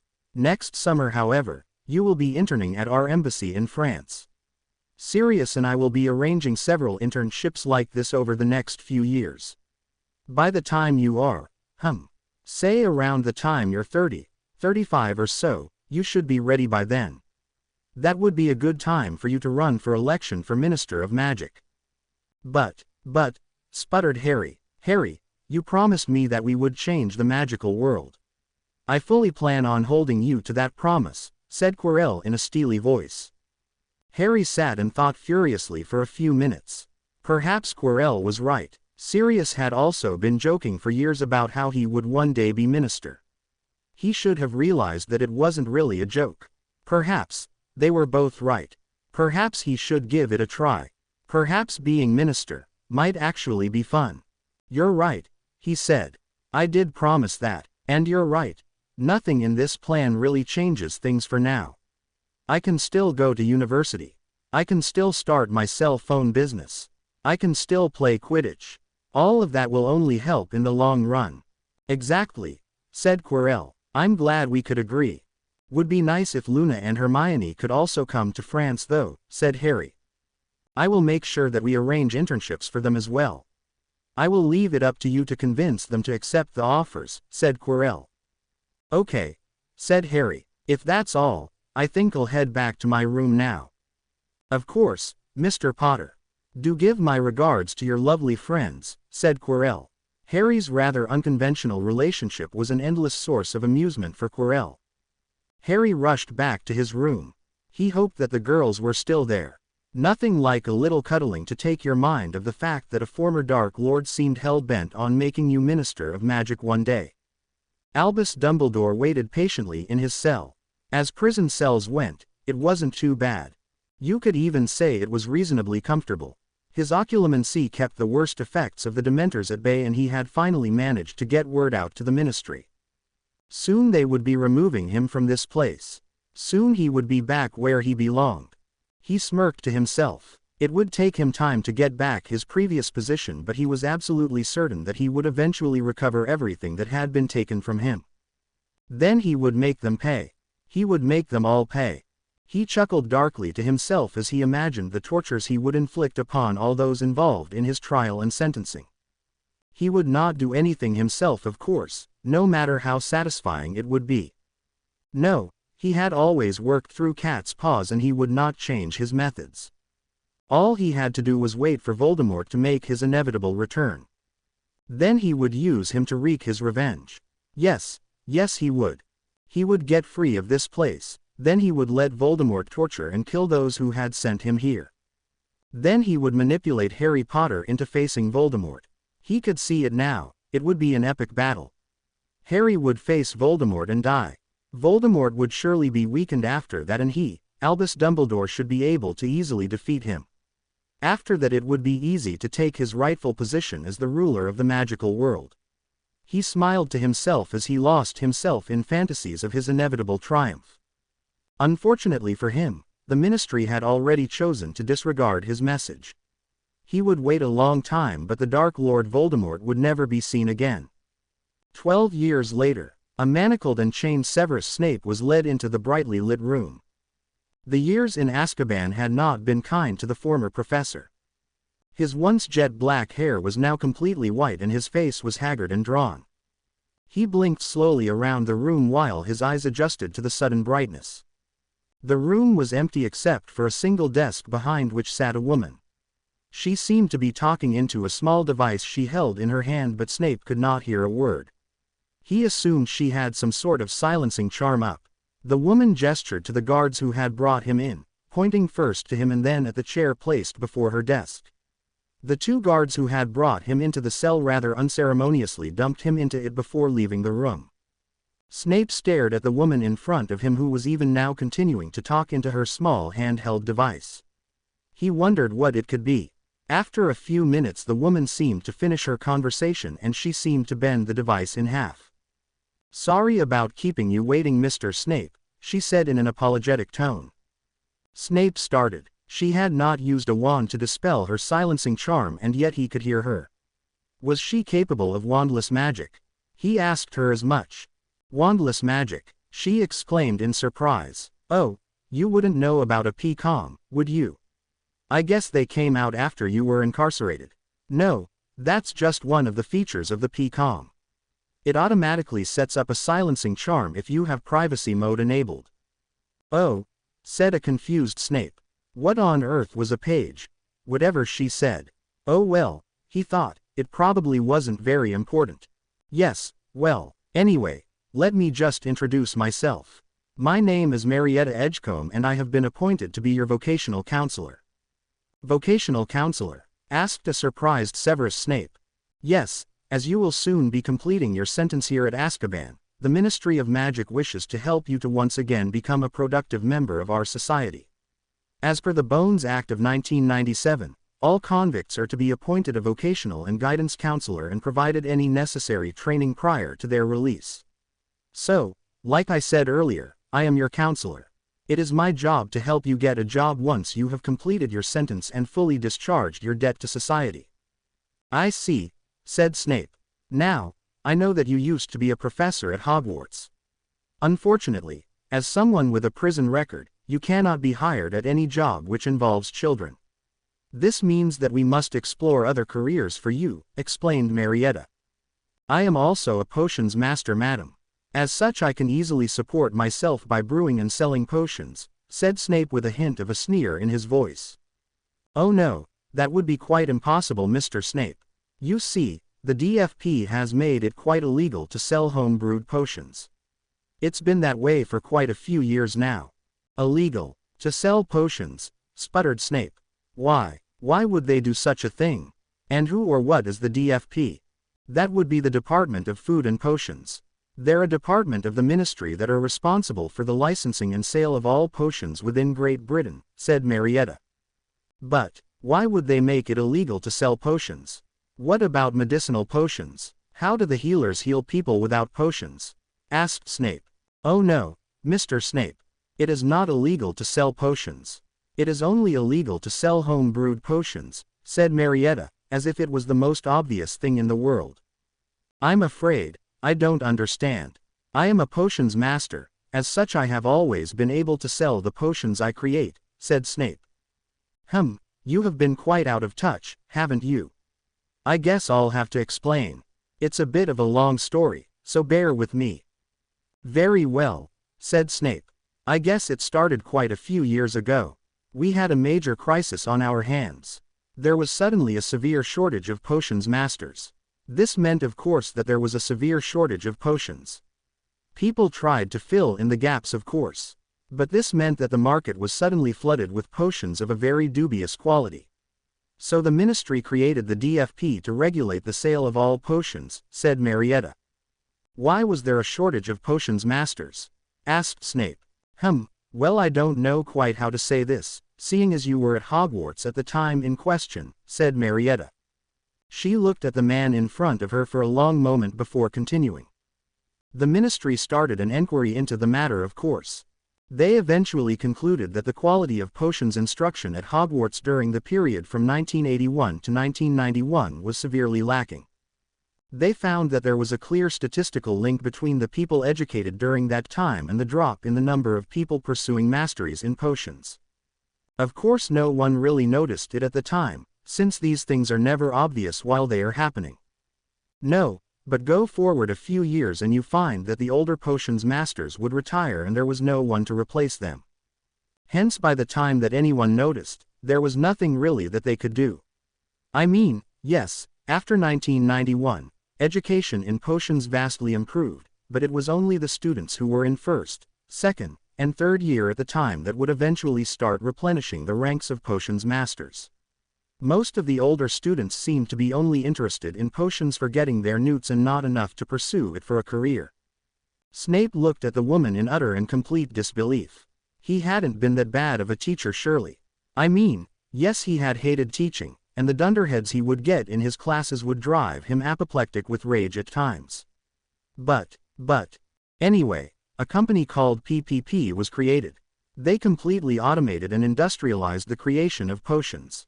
They proved that they could manufacture and sell potions, not only at a fraction of a cost of home-brewed ones, but also of a much higher quality. After a while, the ministry realized that PPP always provided potions of a consistently excellent quality. Oh, people were still selling their home-brewed potions, but the quality of those could fluctuate wildly. After all, you as a potions master must know that even a single extra stir, or changing the direction of a stir from clockwise to anti-clockwise, can change the eventual quality of a potion. Plus, home brews could never match PPP on price, so people tried cutting corners, going for cheaper ingredients. Obviously this drove the quality of those potions even further down. Eventually there were a few cases where people got ill after being given home-brewed potions. After that, well, what was the ministry to do? They simply outlawed the selling of all home-brewed potions as the safest solution, said Marietta. But then, what do potions masters do now? Asked Snape. Most of the good ones work for PPP in some capacity or the other. Some in research, some in production, etc. I see. Then, why don't you get me a job with them, this PPP? Asked Snape. Marietta grimaced. Oh dear, I think that would be quite impossible, Mr. Snape. No, quite impossible, I'm afraid, she said, shaking her head. Why, before my incarceration I was considered one of the top potions masters in the country. Any company should be happy to hire me. You were also convicted as an accessory in the deaths of James and Lily Potter. And since PPP stands for Potter's Perfect Potions, I don't really think there would be much point in you applying for a job there, explained Marietta. Potter's Perfect Potions, mumbled a shocked Snape. So, since it would be quite impossible for you to work as a potions master, we must look for an alternative career for you, said Marietta brightly. Potter, mumbled Snape, his eye starting to twitch rather violently. Have you ever considered being a cook? She asked. It utilizes many of the same skills required in potions after all. Potter, screamed Snape as he leapt out of chair and jumped towards Marietta with his manacled hands outstretched in front of him as if he meant to throttle her. He barely had time to have a glimpse of her startled expression before he was bouncing off a shield that automatically snapped across the entire room, neatly separating him from her. Seconds later the guards rushed into the room and he was being dragged back to his cell. It took quite a while and several cups of tea for Marietta to calm down. She knew that she had never been in any danger, the safety precautions were very thorough after all, but she had still been quite shocked by the sudden attack. She flipped open her P-com. Record memo, she said. Inmate Severus Snape does not seem to be in his right mind. As such, it is my recommendation that further vocational guidance is useless at this time. He will need to be treated at St. Mungo's Mental Health Center before we can explore any career options for him. As this can only be done after his release from Azkaban, we will need to postpone any further sessions until after he is treated and completely cured. She frowned at the sight of the stylized P logo embossed into her P-com. Note that he seems to have been triggered into an act of violence by the word Potter. Since the Potter brand is visible everywhere in the magical world, impossible to escape really. What with PPP, Potter Communicators, the fact that Witch Weekly seems to have Harry Potter and his 2 girlfriends on the cover every other week, it would be quite impossible to release him without treatment for this condition. She sighed. Cases like this always depressed her, especially as she remembered him from her early years at Hogwarts. He had seemed so competent then, so skilled at potions, even though he couldn't teach them at all. It was quite sad to see him reduced to this state. Oh well, she thought. Perhaps the next case would be better. To be continued. I hope you enjoyed this story. Also remember to subscribe and like this video. See you in the next video.